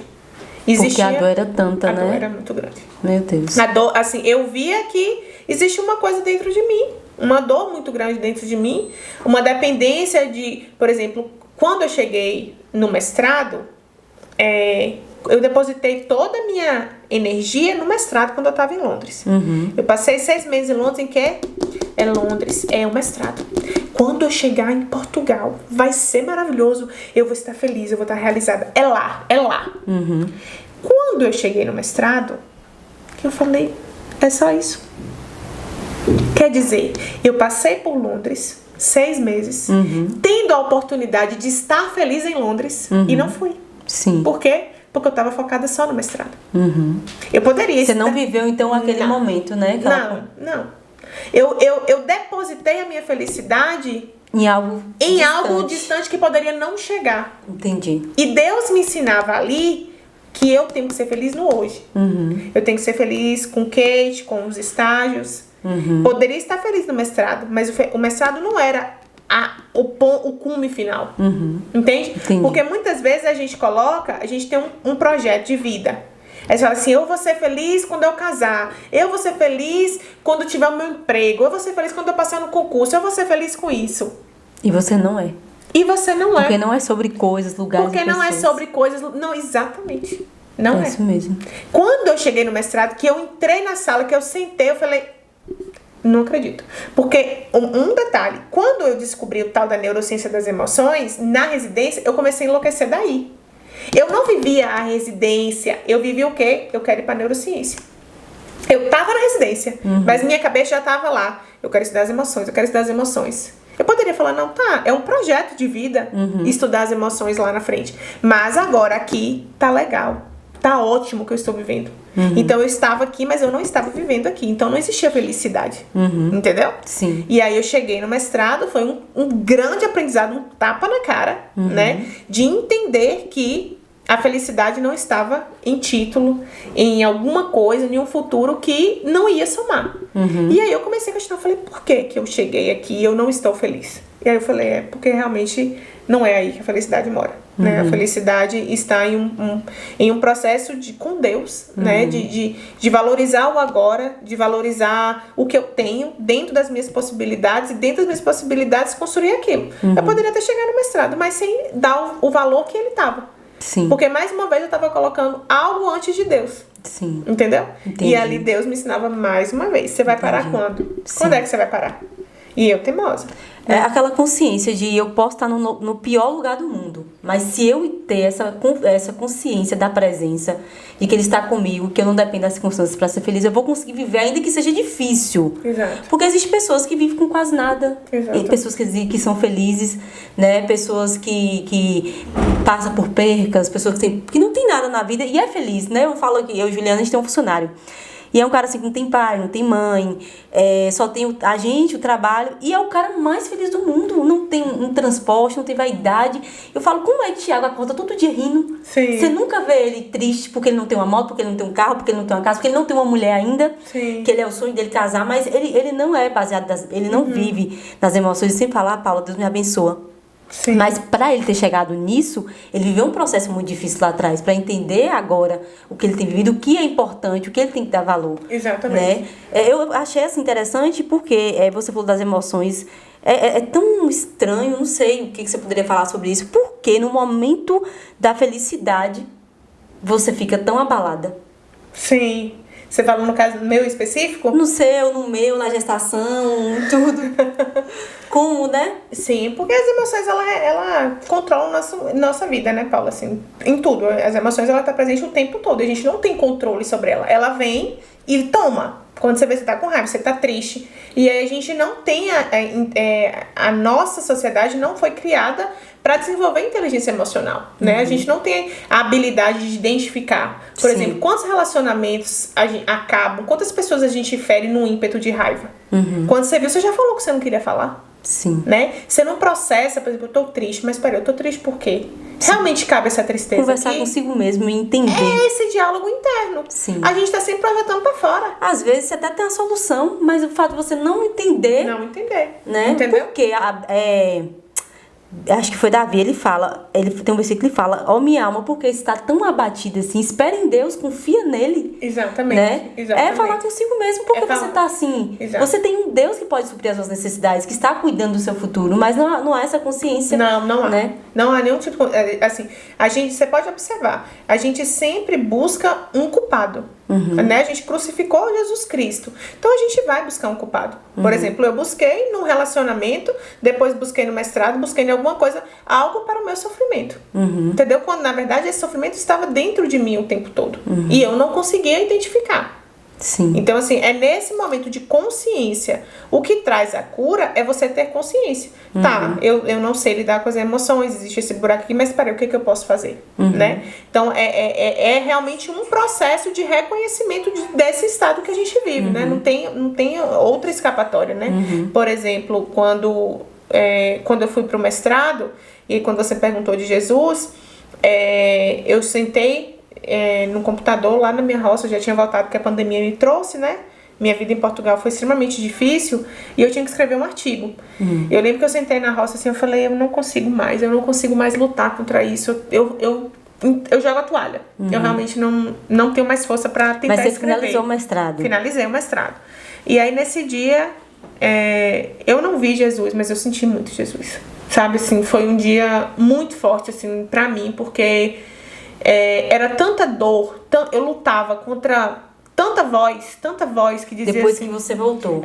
Desde Portugal, né? Sim, desde sim. Do artigo, desde o meu estudo, desde tudo. Desde a vinda, era a pandemia, uma luta né? o tempo todo. Era uma luta o tempo inteiro, de tipo assim, por exemplo, eu tinha que levantar pra estudar. Eu tinha que trabalhar. Só que quando você tá em depressão, você não tem energia. Você não tem razão pra existir. Você não quer viver. Só que eu queria continuar viva. Então, assim, o que eu vou fazer? Longe de casa, sem dinheiro, no frio, com saudade de casa e lutando com a voz que dizia que eu não ia conseguir realizar um sonho que eu queria. Como eu vou conseguir? Tipo assim, eu passei meses contando os pacotes de macarrão, dividindo o ovo, porque eu não tinha comida. Eu não tinha dinheiro pra comer o que eu queria comer. Eu lembro que eu ia pra faculdade de noite e as minhas colegas me davam os lanches dela, porque eu não tinha dinheiro pra comer na faculdade. Eu saía da faculdade às 11 horas da noite, meia-noite, todos os dias.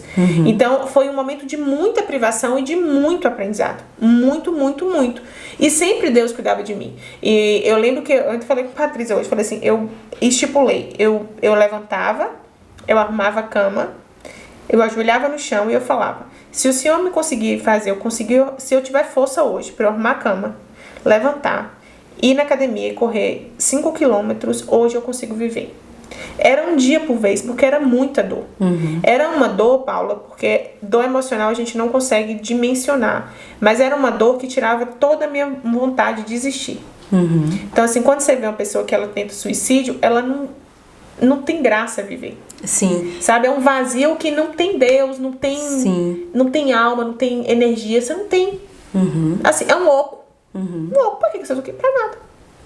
A vida é só sofrimento, então não tem razão pra isso. É mais forte do que você. É né? muito mais forte do que você. Só que você pode ser muito mais forte do que isso quando você tem Deus. Isso que eu ia te perguntar, né? E a saída? É Deus.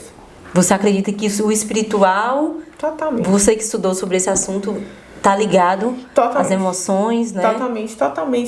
Totalmente, assim, desde o momento em que Gabriel partiu, né, que eu lembro que quando Gabriel partiu, foi minha cunhada, eu recebi a ligação, aí falou assim, ele não resistiu, e aí eu entrei em pânico, eu comecei a gritar, e aí minha cunhada veio, me sacudiu pelo braço, assim, olhou pra mim e fez assim, você precisa ser forte, seus pais precisam de você. Naquele momento, eu lembro claramente, porque se ela não tivesse me sacudido, eu ia chegar derrubando a casa da minha mãe, porque eu tava mais desesperada do que minha mãe. Naquele momento, Deus falou assim, agora você vai ter que aprender a ser forte pelos seus pais. Naquele momento, Deus começava a me mostrar o poder da espiritualidade, o poder dele sobre a minha vida. Quando eu comecei a apresentar os meus artigos na faculdade, Paula, eu tinha muito medo de falar. Eu olhava para os meus colegas e falava, eu não sou ninguém dentro dessa sala, o que eu vou falar? Meu Deus, o que eu vou falar?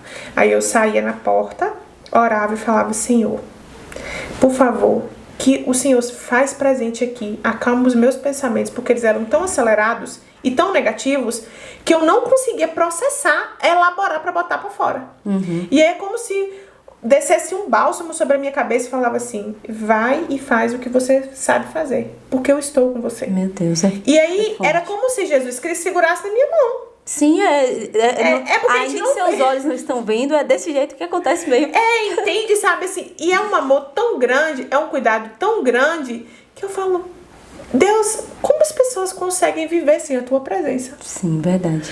Como as pessoas têm força em meio eu não sei, eu realmente não sei explicar como é esse amor, né? Assim, e quando eu acabei o mestrado, eu via sempre Jesus escrevendo comigo.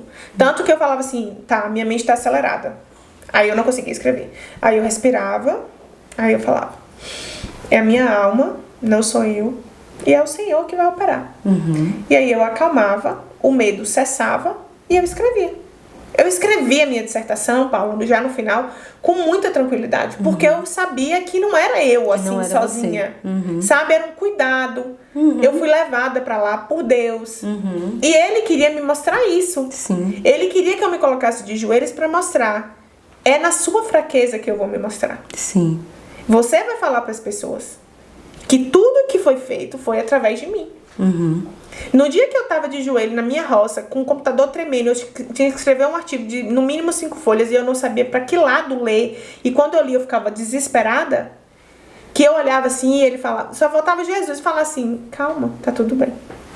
Né? Então, assim, era muito cuidado e era uma cura desse medo, dessas emoções, desse medo do abandono, do medo da solidão, um passo de cada vez. E muito pedindo a Deus, né? Desde quando, na época que eu acabei o namoro, que eu perdi Gabriel, ele foi trabalhando. E cada vez mais presente, cada vez mais... Eu encontro Jesus diariamente, né? Eu peço a ele que ele se faz morada em mim, e que o esse amor é o desejo dele me preencha. Esse é o desejo. E que eu possa fazer diferença nesse mundo, levar ele através de mim, né? Vou falhar, porque nós eu sou somos humana. igrejas, né? Não é um templo, somos nós. Exatamente. Ele não veio habitar no templo, ele veio habitar em homens, ele veio habitar né? Em nós. Habitou em nós. Exatamente, né? Ele é o maior exemplo, né? E assim, quando eu acabei o mestrado, só um relato assim do poder de Deus, né? Quando eu vim embora lá de Portugal, veio na época da pandemia. Sim. Eu fui pra lá, a meta seria ficar 2 anos. Veio a pandemia, eu tive que vir embora. Deu o lockdown e ia fechar Lisboa. E eu não tinha como vir embora. E eu fiquei desempregada, que eu cuidava de uma idosa. Não tinha como vir embora. Minha irmã falou, pega uma mochila e vai pro aeroporto. E dá um jeito de voltar. eu tinha comprado uma passagem para retornar, mas a passagem tinha sido cancelada, ou seja... Porque ninguém entrava e ninguém saía mais. Ninguém entrava e nem saía. Era o último dia que eu tinha. Minha passagem já estava cancelada. Meu Deus. Ia ter o último voo da semana, que era um dia de quinta-feira. Pro Brasil. Só que minha passagem já era cancelada, porque minha passagem era na sexta. Quinta já tinha cancelado. Mas geralmente quando cancela, você não consegue mais viajar. Não consegue Tem que comprar viajar. outra. Não comprava. Já estava proibido os voos. Sim, entendeu? Sim. Ou seja, vai ficar aqui. Só que eu estava desempregada, porque eu cuidava de uma idosa de 89 anos, Dona Isabel. E eu fiquei desempregada por conta da pandemia. Sim. Ou seja, eu estava depressiva, lascada, sem dinheiro. E o que eu ia fazer? Aí eu falei... E correndo o risco de ficar 2 anos no país. 2 anos no país sem dinheiro. E aí eu falei, não, eu preciso ir embora, porque assim, o emocional já tava pegando demais. Mas era muito, assim, era uma angústia que eu não consigo dimensionar que dor era aquela, não. Doía. O meu vazio doía. Não sei se vazio dói, mas o meu do vazio doía. O vazio, o meu vazio doía. O meu vazio era um vazio que doía, que latejava de dor. E aí eu fui para o aeroporto, peguei minha mochila, botei meu notebook com as calcinhas na mochila e fui para o aeroporto. Quando eu entrei no aeroporto, eu lembro que o policial segurou na minha mão e falou, você tá indo pra onde? Eu falei, eu tô indo pro Brasil. Aí minha tela, ela tava quebrada. E aí ele olhou pra passagem e fez assim, que horas é seu voo? Eu falei, daqui a pouco. Aí ele olhou, viu que tava quebrado e não viu o dia da passagem, porque senão ele não tinha deixado eu entrar. Quando eu entrei no aeroporto, o caos estava instalado. Era a cena do Titanic, assim, todo mundo querendo ir embora, tudo fechado, tudo cheio de segurança. Meu Deus. E aí eu comecei a orar. A mulher me chamou e falou assim, você tá... Eu falei, moça, eu quero ir pro Brasil. Ela falou, você e todo mundo que tá aqui. Pode voltar pra casa, você não tem o que fazer aqui, querida. Você vai voltar. Se quiser, você vai ligar e entrar pelo site. Tava tudo congestionado, ninguém conseguia fazer nada. E, se não, você vai ficar em casa, porque você não tem prioridade nenhuma aqui, não. Tá todo mundo na mesma situação. Aí eu chorava desesperadamente, falei, vocês compram a passagem pra eu ir pra Índia, pela Índia, mas eu não fico aqui, eu não fico, porque emocionalmente eu já não tinha mais emoção, eu já não suportava mais ficar em Portugal, eu tava muito mal emocionalmente, e aí eu encontrei uns meninos de Fortaleza, os meninos falaram assim comigo, você tá indo pra onde? Eu falei, eu tô indo pro Brasil. Ele falou, vamos embora, ninguém consegue ir pro Brasil. Eu falei, tá bom, eu vou ficar aqui sentada, eu vou ver o que eu vou fazer. Aí sentei, chorando, orando, pedindo a Deus. Passou umas 2 horas, eles apareceram de novo, esses meninos. Ô, Jorge, você não sabe, conseguimos a passagem. Falei, sério? Ele, sério. Falei, então como foi? Ele, ó, aquela fila ali, ó, se você conseguir entrar naquela fila, você vai pro Brasil. Aí eu falei, tá bom.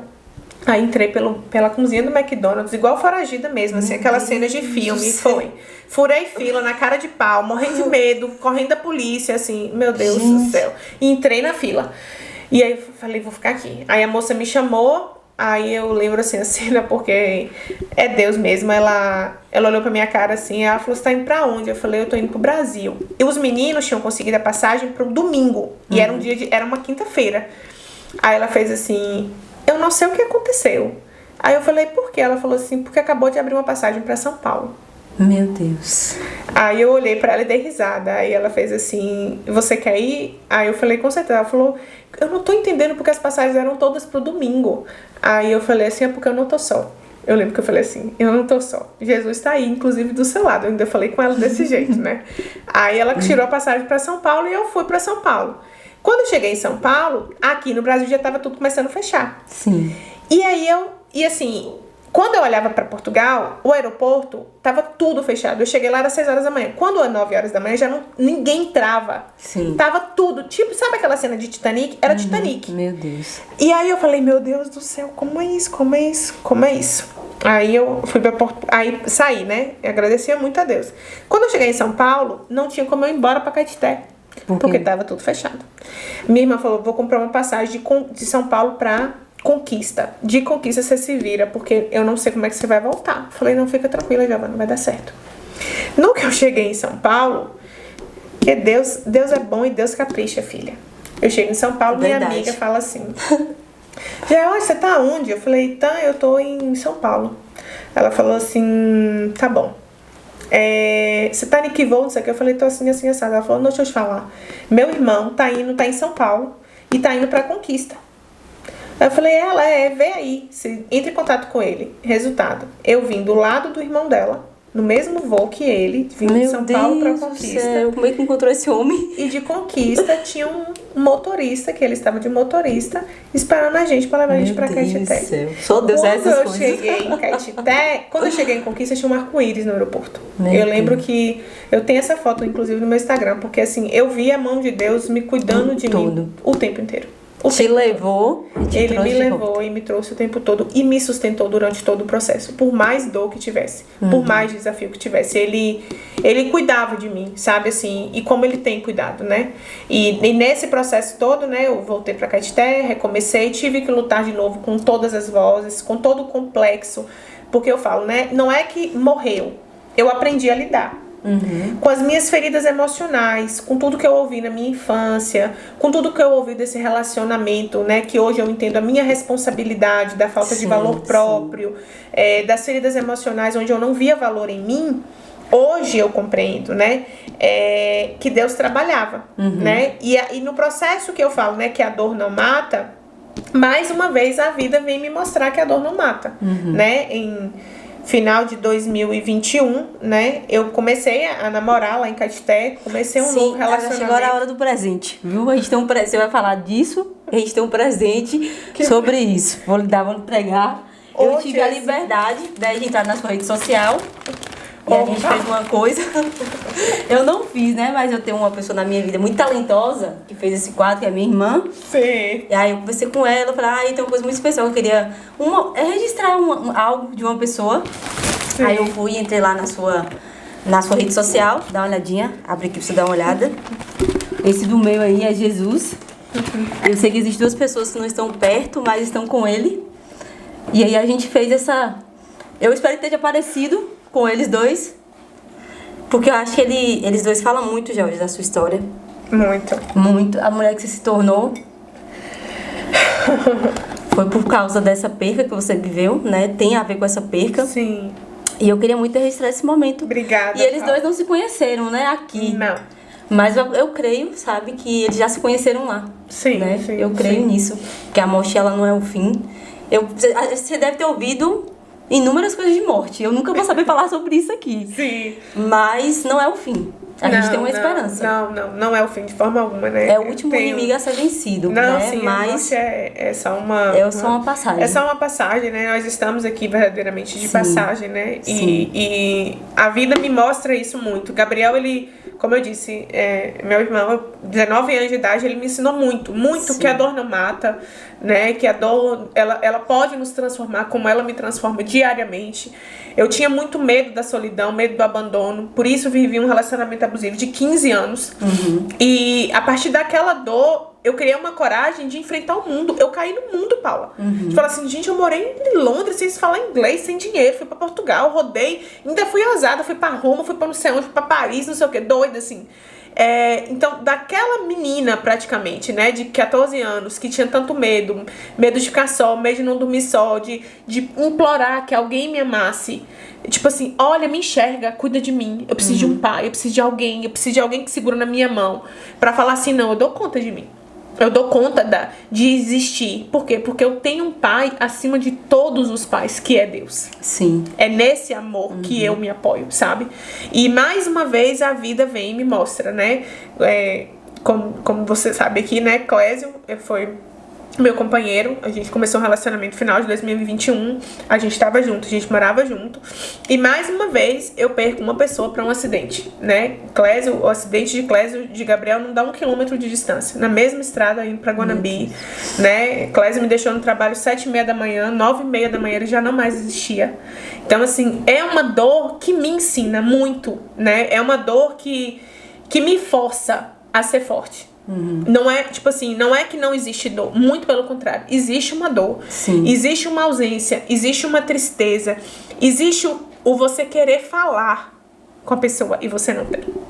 As lembranças, né? É você olhar e falar assim, acabou. Igual eu falei esses dias, eu falei, gente, uma coisa é você tá aqui com a pessoa, amanhã você já não sabe.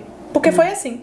Eu saí de casa com o Clésio na segunda de manhã, eu deixei o frango descongelando na geladeira. Eu lembro que ele deixou uma meia em cima da cama e falou assim, à noite eu guardo. Eu falei, não deixa essa meia em cima da cama não. Ele falou, não, eu vou levar pra roça pra deixar que eu guardo. E quando eu soube da notícia do acidente, que eu fui pra casa pra processar, entender o que estava acontecendo, que eu olhei pra tudo aquilo, eu falei, acabou. Não tem mais. Não tem mais sonho, não tem mais projeto, não tem mais nós. Não tem mais. E vem uma dor de tipo assim, Deus, o que eu vou fazer diante dessa dor? Mais uma vez. Entendeu? E assim, e não é que eu seja forte, porque eu não sou forte. Quem é forte é Deus. Eu me coloco todos os dias de joelho em um momento muito difícil que eu estou vivendo, porque tem 5 meses que ele faleceu dia 13 de fevereiro. E nessa dor, eu encontro Deus. E mais uma vez eu fiquei com raiva de Deus. Falei, rapaz, não chega não, ué. Não basta o relacionamento, meu irmão, uma pancada pra fazer um estudo de um mestrado. Não basta tudo isso. E vem de novo. Paulo, eu mandei mensagem pra menina pra marcar o casamento, pra fazer a festa do casamento no domingo de manhã. Vocês iriam casar? Ia fazer a festa de casamento no domingo de manhã. O áudio tá gravado no meu celular. Na segunda-feira ele morre. Sem pedir licença. Ele é arrancado da minha vida. E aí você olha pra uma vida toda planejada, tudo certo pra ser direcionado, e você não tem o que fazer, a não ser lidar com essa dor e processar isso para continuar vivendo. Porque é muito fácil, como o psiquiatra falou, tem que tomar remédio. Eu falei, eu não vou tomar remédio. Porque eu preciso sentir, e eu sei que quem cuida de mim e quem permite tudo isso está cuidando, inclusive, dessa dor. E ele vai me sustentar. Porque eu não vou me render a isso aqui. E não é que não doa, muito pelo contrário. Como em Portugal eu falava, eu só levanto e vou correr na esteira, eu tô fazendo assim diariamente. Tem dias que é desesperador. Tem dia que tudo que eu não quero é ver ninguém.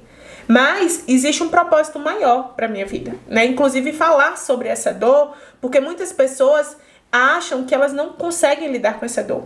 E não conseguem mesmo. Mas no momento que você se rende a Jesus Cristo, porque Ele vive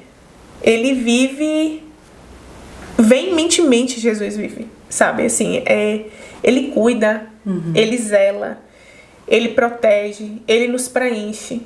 Ele é amor. Ele é amor da hora que a gente acorda, da hora que a gente dorme. Ele é amor quando Ele bota Kate, quando Ele bota seu filho do seu lado, quando Ele bota Juliano pra cuidar de você e você pra cuidar de Juliano. Ele é amor quando Ele dá saúde pra nós. Ele é amor quando Ele nos dá os desafios, quando Ele bota as nossas feridas emocionais pra falar assim, existe cura. E essa cura você vai propagar. Existe dor, e esse vazio eu vou preencher. Porque não tem doutorado, não tem mestrado, não tem carro, não tem milhões, não tem trilhões, não tem nada que nos preencha, a não ser a presença de Deus dentro de nós. Verdade. Sabe assim, eu busquei a felicidade e o propósito em tudo. Em um namorado, em título, em festa, em nada. Até no dia que eu entendi, que eu virei a chave de falar assim, não, pera. Eu posso estar num palácio. Existe algo muito melhor e com muito mais sentido disso aqui. E esse preenchimento é só Deus que dá, sabe? E é um amor tão grande, Paulo, tão grande que eu falo assim, gente, eu gostaria muito que todas as pessoas tivessem a oportunidade de experienciar, né, esse contato com Deus, assim, porque eu falo, né, a gente, por isso que eu falo, tem que tomar cuidado que a gente pede a Deus, porque assim, a gente fala, a gente pede, Ele fala e ele faz cumprir, né? Não é que seja fácil. Não foi fácil, assim, eu fiquei, inclusive, muito brava com ele durante todo o processo. Em Portugal, assim, eu engordei 8 quilos, eu ficava assim, gente, o que tá acontecendo? Por que isso, né? Mas eu entendia que existia um processo de lapidação, como existia, né? Toda aquela crença, né, de não valor próprio, né, de humilhação, de depender de uma pessoa, de entrar num relacionamento querendo assim, cuida de mim, por favor, me queira, né? Eu lembro que uma vez, no namoro antigo, no primeiro namoro, uma vez ele tava numa festa, ele me traiu, eu falei assim, você fica com quem você quiser, você faz o que você quiser, mas pelo amor de Deus, não me larga.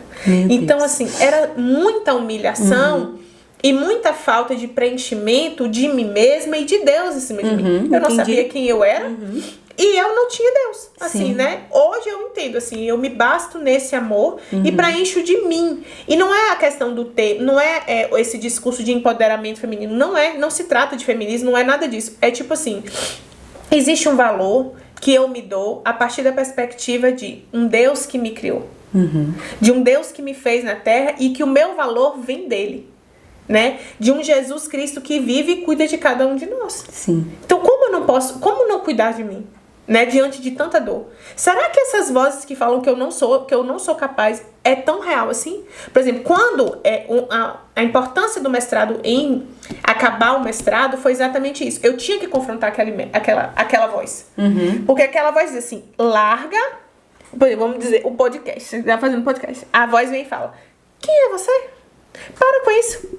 Larga isso aí. Não vai fazer. Aí, tipo assim, eu queria confrontar, eu falava, pra mim, se eu não fizesse o mestrado, eu ia realmente acreditar naquela voz. Sim. Entendeu? Entendi. Então, quando eu confrontei, eu matei o medo. Peraí que eu vou te mostrar, medo. Quem é que vai mandar nesse negócio aqui? E aí eu concluí. Sim. Entendeu? E aí, todas as vezes o medo vem. Mas pra todo medo, existe um Deus. Sim. Que me fortalece. Meu Deus, pra todo medo existe um Deus, é Pra forte. todo medo. Realmente. Medo quando eu fui dirigir. Eu lembro quando eu fui dirigir, a voz falava assim, sua mãe não dirige, o que você tá cansando de dirigir, menina? Eu falava, Jesus, mas não posso dirigir, não. Minha mãe não dirige, então não posso dirigir também, não. Lá vem o medo. Eu vou enfrentar o medo. Tô lá fora.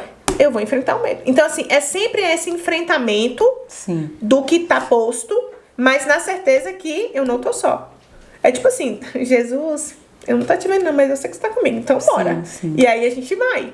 Um dia de cada vez. Um dia de cada vez. E ele me preenche. E todo dia eu peço, me preenche, me fortalece e me faz instrumento teu na terra. Por exemplo, a minha área, que é a área das emoções, ele me ensinou na pele. Sim. Por exemplo, quando eu fui pro... Não é uma teoria. Não é uma teoria, é uma entende? Tipo assim, né? quando eu fui pra Portugal, eu falava, não, eu vou estudar as emoções das gestantes, como as emoções afetam o trabalho de parto, na minha cabeça. Quando eu cheguei em Portugal, eu falei, gente, peraí, Deus me trouxe aqui, eu entendi agora. Ele me trouxe aqui porque eu sou o laboratório das emoções. Como é que você lida com a depressão? Como é que você lida com a tristeza? Com a saudade? Com a raiva? Você não tem escapatória não, filha. Ou você aprende a lidar com aquele turbilhão emocional, com os pensamentos acelerados, ou você é sucumbida pelo sistema. Então, eu estava fazendo um mestrado na prática. Sim, na prática. Na prática. Entendeu? Verdade. A vida exigiu. Entendeu? Sim. E aí eu consegui, graças a Deus, aí eu falo, eu sou mestra 2 vezes, porque eu concluí o mestrado. E viveu o mestrado E vivi ainda, o mestrado na pele. Eu vivi o mestrado na pele, entendeu? Deus, e tenho vivido, né? Mais uma vez, assim, porque... Quem passou novamente, o luto, né? O luto, ele me ensina muito, assim, né? Paulo, assim, eu acho que a dor, a gente tem que, eu pelo menos aprendi a entender que a dor, ela tem um sentido maior. Né? Não acredito que a partida de Clésio foi em vão e está sendo em vão. Eu até falei com o Paty, eu até fiz um vídeo antes de entrar aqui, por exemplo, no domingo eu sentei e orei com o Clésio, né? Aí ele falou assim, ele tava um pouco triste, eu falei assim, por que você tá triste? Aí ele falou assim, eu tô triste porque eu queria estar lá embaixo, ele tava fazendo uma fábrica de feijão. Tava tudo pronto, as máquinas ou as embalagens, só tava faltando o feijão chegar. Ele levou, em média, uns 8 meses para comprar esse feijão. E a gente sempre orando, mas sempre procrastinando para comprar esse feijão. Ele mais 2 sócios, que é o primo e o tio dele. E aí ele fez assim, ele falou assim, Gel, eu vou... Sabe quando é que eu vou estar feliz? Quando eu estiver lá embaixo, empacotando os feijões. É nesse dia que você vai me ver muito feliz, porque eu vou estar muito realizado. Isso ele falou comigo isso no domingo. E na segunda-feira ele morreu. Então, quando eu me lembro que ele não realizou esse sonho dele, e que eu olho assim, que a vida é agora, sabe? A necessidade da gente olhar e falar assim, eu não vou ceder esse medo. Eu não posso ceder para crenças que estão enraizadas no meu inconsciente, porque só são crenças. Quem disse que eu sou realmente incapaz? Será que eu não tenho valor para nada? Será que eu vou deixar de fazer as coisas porque que A, B, C tá falando? Deixa falar. Porque as pessoas vão nos julgar o tempo todo, Paula. Se você faz, vai falar. Se você não faz, vai falar. Sim, verdade. Agora mesmo é tipo assim, Geórgia, não pode falar muito de luto, não. Porque Geórgia já cansou 5 meses, tá na hora de arrumar outra pessoa. Porque se fosse ele, não importa. Se eu estivesse namorando, já esqueceu rápido. Se não tá namorando, é porque tá sofrendo demais. Não importa, é o seu julgamento. Eu sei quem eu sou. E você tá vivendo um propósito com tudo É isso. o meu propósito, é o meu processo. Sim. Eu vou me relacionar, se eu me relacionar no meu tempo, eu não tenho que dar satisfação para as pessoas. Isso eu aprendi na dor. Sim. Porque, por exemplo, um dos meus medos era o medo do julgamento. Por muito tempo eu não fazia vídeo. É isso que eu ia te perguntar sobre você expor na internet, né? Você falar Sim. das suas dores. Tem pessoas Exato. que vivem isso e não falam. Não fala, exatamente. Por quê? Porque quando você fala, você abre espaço para que outras pessoas se identifiquem. Sim. E eu entendi que essa dor que eu vivi e que eu estou vivendo, ela não é em vão. A partir do momento que eu comecei a falar sobre luto, sobre dor emocional, você não tem ideia da quantidade de mensagens que eu recebo diariamente de pessoas que se identificam com isso. Acredito. Quantas pessoas não passam pelo luto? Quantas pessoas passam por relacionamentos abusivos? Quantas pessoas têm voz de falar assim, eu quero fazer isso, e na verdade não consegue por conta de voz, de crença limitante, de estar achando que tá aquilo ali presa, amarrada naquilo ali. Entende? Aí eu falo, não, peraí. Se eu passei por isso e eu consegui lidar com isso, por que eu não posso falar isso para as pessoas? Por que eu não posso falar para as pessoas que tudo isso existe uma solução e essa solução tá em Deus? Sim. Porque ele vive. Sim. Ele é a razão de todas as coisas. E é muito isso. Tem uma frase que fala, né? Que seu propósito está relacionado com sua maior dor. Verdade. Né? Então, Sim, assim, tem um já vi. vazio. Um vazio que doía, que era o meu buraco emocional. Este buraco dói. Doeu, peraí, eu vou resolver. Eu não vou negar. Tá Sim. ele ali. Ninguém vai preencher, né? Eu lembro que quando o Clésio partiu, eu entrei muito em desespero. Aí eu falei, o buraco tá começando a doer de novo.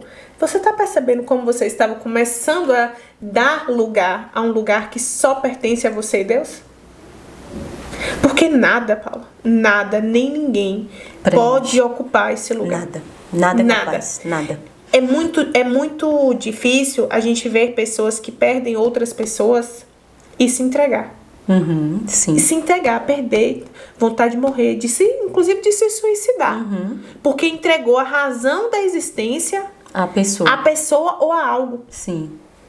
Até Entende? o fato de perder algo profissional, um trabalho. Exato. Baseado em tudo na sua vida. Exato. Porque colocou os olhos na coisa errada. Das coisas erradas. Verdade. Porque o que preenche antes de qualquer coisa é o ser com Deus. Sim, é o nosso relacionamento É com o nosso relacionamento com Ele. Sim. Hoje, assim, eu vejo claramente, assim.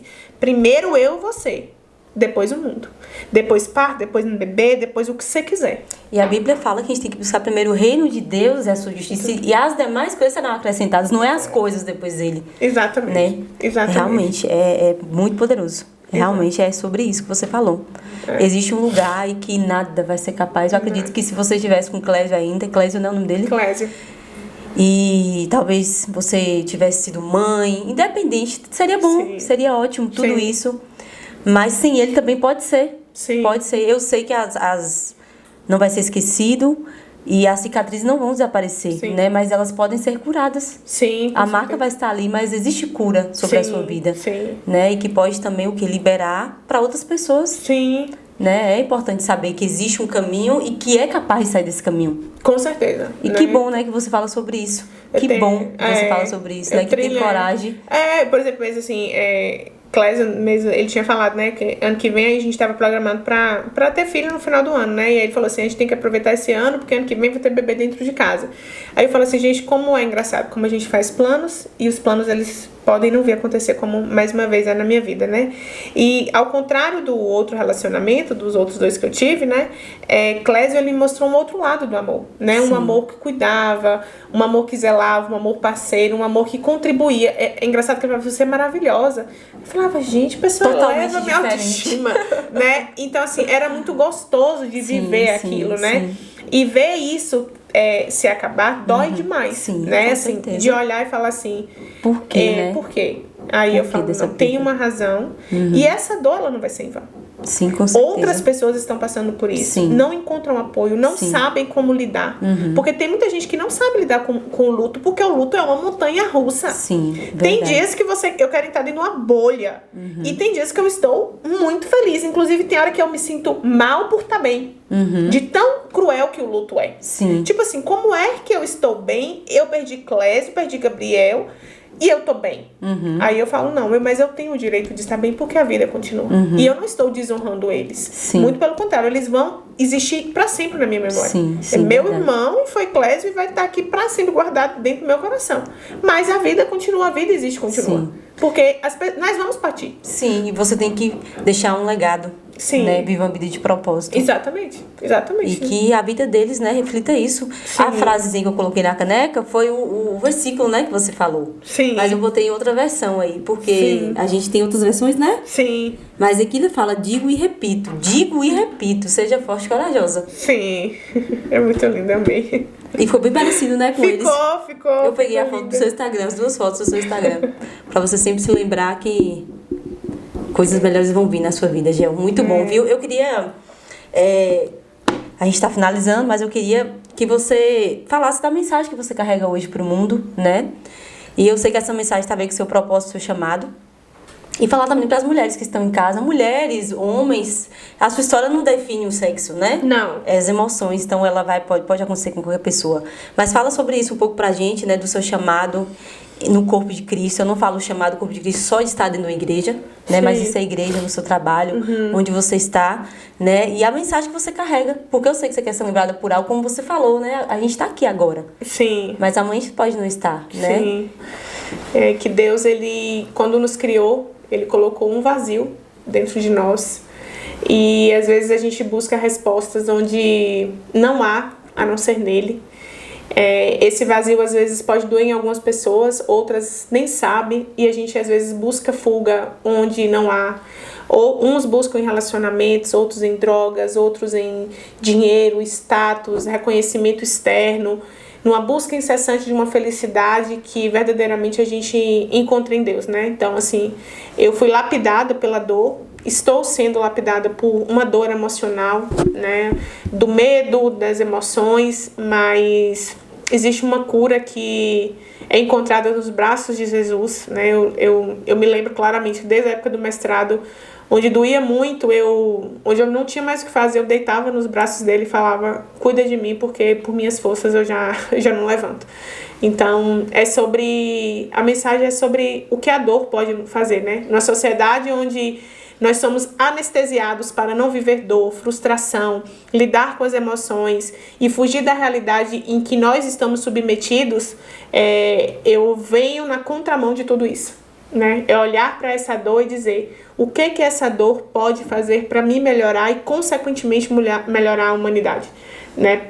Na vertente também do parto, de acreditar que a mulher é feita dentro de uma fisiologia capaz de lidar com essa dor, né? E trazer mais respeito ao nascimento que a mulher e o bebê merecem.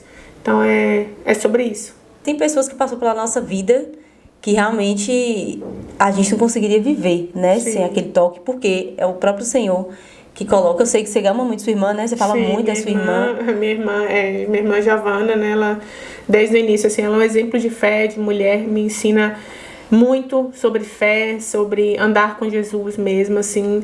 Ela foi e é muito importante na minha vida. Eu falo com ela que se não fosse ela, não teria conseguido sair mesmo relacionamento, porque ela me alertou muito, né? Me ajudou demais. Minha mãe, que é um exemplo de força, de fé, né? Sim, você é bem família, minha mãe, eu vejo que você é seu pai. Minha família é minha base, né? Meu alicerce, assim. Minha mãe, mesmo diante da perda de um filho, que eu acredito que não tem dor maior, ela me ensinou. Eu olho pra ela e vejo força nela. Sim. Então, assim, eu me inspiro nessa força dela. Minha mãe me ensinou a amar o próximo, a ajudar o próximo, sabe? Minha mãe é técnica de enfermagem, então, assim, eu me inspirei nela, assim. Minha casa dela é cheia de gente, então eu olho, assim, o que é viver Jesus? O que é aceitar Jesus? Porque é muito fácil você pegar uma Bíblia, enfiar uma Bíblia debaixo do braço e ir pra igreja e ficar louvando o dia inteiro e eu aceito Jesus. Quero ver você aceitar Jesus no dia a dia. Sim. É você fazer Jesus valer nos seus atos. Sim, com É não certeza. julgar, Sim. é amar o próximo, é servir. Como é difícil aceitar Jesus nesse lugar, né? Verdade. É ser humilde. Por exemplo, eu tenho uma amiga que ela me ensina como Jesus é. Cláudia, ela é humildade em pessoa. Você não fala que ela tem o que ela tem na humildade que ela é. Então eu vejo Jesus nessas pessoas, sabe? Assim, Frank tem um exemplo de fé que me ensina a caminhar na fé, que me ensina a lidar com toda essa questão da espiritualidade, de buscar, de estudar, Então, assim, são pessoas que me aproximam de Deus, desse mundo, né? Sim. Porque eu acho que não é só falar, a gente precisa agir. Sim. E é muito difícil. Muito difícil. Por exemplo, às vezes eu falo assim, Senhor, me usa como teu instrumento. E às vezes eu oro, às vezes não. Em todo parto que eu acompanho, eu oro para a chegada do bebê. E às vezes, por vergonha, eu falo, eu não posso orar. Porque o povo vai achar que eu sou doida. Aí eu falei, gente, mas espera aí, depois diante de tudo que Deus faz por mim, como eu não reconheço esse amor de Deus? Sim, verdade. Entende? Então, assim, e também ser usada naquele momento. Ser usada como instrumento ali na mão do Senhor, Exato. né? Porque aquele bebê, a gente não sabe qual vai ser o destino, mas houve uma intercessão ali naquele momento de vinda ao mundo. Exatamente. Né? Quantas coisas não foram livradas, Exatamente. Existe um propósito em tudo. Existe um propósito em tudo. Então, assim, eu acho que é ver Jesus nisso, né? Eu falo assim, o que Jesus faria em tal situação? Sim. Quando uma pessoa te desagrada, quando a pessoa te insulta, raiva, como você reage, né? Por exemplo, na questão das emoções. Quanto mais ferida emocionalmente nós somos, quanto mais nós estamos na nossa criança interior, nosso interior ferido, quanto mais machucado, mais reativos nós somos. Não é normal uma pessoa perder a cabeça com a outra.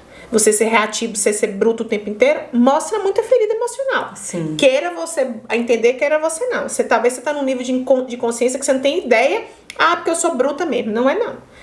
Esse nível de inconsciência, existem feridas, estão escondidas lá dentro. Que um dia a vida vai falar assim, vai cuidar. Cuida disso aqui porque é necessário esse olhar. E entendeu? Deus fez a gente perfeito. Exatamente. Emoções equilibradas, né? Emoções equilibradas, né? Só que a gente não tem muita consciência, né? Dessas feridas. Sim. E quanto mais machucado, mais se fere, né? Sim, verdade. E Paty, né, veio com você de Caetité, tá aqui com a gente. E gratidão, né, ao Senhor por tudo que Ele fez até aqui. Sim. Né, vamos nos despedir. Foi muito bom ouvir sua história, muito bom mesmo.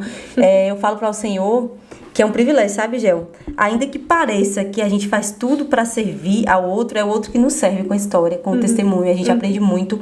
Eu e a Juliana assistimos isso aqui 3, 4 vezes. E todas as vezes que a gente assiste, a gente... Poxa, algo ali me tocou, algo me levou a crescer. A gente que tem o privilégio de gravar. Imagina as pessoas que estão passando por essa situação. Sim. Então, é um privilégio, sabe? Servir essas histórias, servir essas pessoas. E eu agradeço a você por ter vindo tão longe, né? De Caetité. Eu sei que o intuito também não foi só podcast, mas obrigada por ter participado. Eu que agradeço, Paula, porque, como eu te disse, né? Eu acho que, igual eu falei, essa dor que, inclusive, eu estou vivendo novamente, né? Ela não vai ser em vão. Sim. Né? Eu não posso passar por isso e ficar calada diante disso. Existe um enfrentamento diário do que eu estou vivendo. Dói demais. Dói demais acordar e não ver Clésio. Dói demais estar com minha família e não ter Gabriel. De momentos de querer assim, eu queria estar aqui, mas não tá. E eu não tenho o que fazer. Você não tem o que fazer diante da morte. Eu tenho que lidar com a realidade que está posta. E está posto. E agora? Sabe assim, a mãe de Clésio, né, Dinha, minha sogra, ela é um exemplo de força pra mim. Desde a hora que ela soube do acidente, ela se manteve forte. Então, assim, por que essas mulheres me ensinam a ser forte e eu vou fraquejar? E não é que não doa. Dói muito. É uma montanha-russa que eu não desejo ninguém passar por isso, sabe? Os primeiros dias é aterrorizador. E eu acho que tá muito recente. Muito e você... recente. Muito não recente. tô falando que você tá forte, mas muito corajosa. Sim, isso, né? sim. Muito corajosa. Exato. De estar se levantando todos os dias. Sim, exatamente. É um dia de cada vez, como né? você falou, não existe força em mim, no Senhor, mas existe a sua coragem também de enfrentar, de... Exato. E eu acho que sente essa vontade de enfrentar, porque assim, eu quero fazer valer a pena a existência. Sim. Eu não quero passar aqui, quando eu chegar lá, encontrar com Deus e falar assim, mas eu te dei a oportunidade de você falar de mim pras pessoas. Eu te sustentei na dor, por que você não falou pras pessoas o que você estava fazendo? Como eu estava agindo e você ficou calada? Quantas pessoas poderiam ser ajudadas porque você abriu a boca? Por que você tá calada? É porque é difícil, né? Mostrar suas dores. Exato. É difícil. Mas por que não falar? Mas você falou, né? Se ele sustenta. Foi corajosa. É isso. Por esse motivo também. Exato, ele sustenta. Ele, não sou eu. Se ele me quer usar como instrumento, é sobre ele. É sobre ele. Muito bom. É sobre ele. Muito porque bom. Nesse mundo de busca incansável do mundo, Paulo, a gente precisa se posicionar. Sim. Precisa de falar de Jesus, porque ele vive. Amém. As pessoas estão em busca disso. Amém. O vazio que a gente está buscando aí, no final das contas, é isso. É isso. É isso. É isso. Entende? Eu vi uma moça que fala que você colocou em mim, né, o anseio pela eternidade que o mundo não pode completar. O mundo não pode. Nada. É só ele. É só ele. É tudo sobre ele. Esse podcast também é sobre ele. E obrigada, vou me despedir do pessoal que está em casa. Gente, compartilha esse vídeo nas redes sociais. Eu vou marcar o Instagram de Georgia, né? Eu sei, Georgia, que você é muito ocupada, mas eu tenho certeza que se alguém estiver passando por essa situação e mandar um recado para você, eu sei que você vai acolher essa pessoa, nem que seja com uma mensagem, né, sobre como enfrentar essa situação. Vou deixar o Instagram dela aqui. E vou marcar também o podcast dessa mesa maravilhosa, né? Que foi Deus que nos abençoou. Nós estamos avançando. E muito obrigada a você que esteve até aqui. Gente, se você tiver conhecer alguém que está passando por essa situação, compartilhe esse vídeo, curta esse canal. E Deus abençoe vocês. E até o próximo vídeo do podcast. Tchau, tchau. Até a próxima.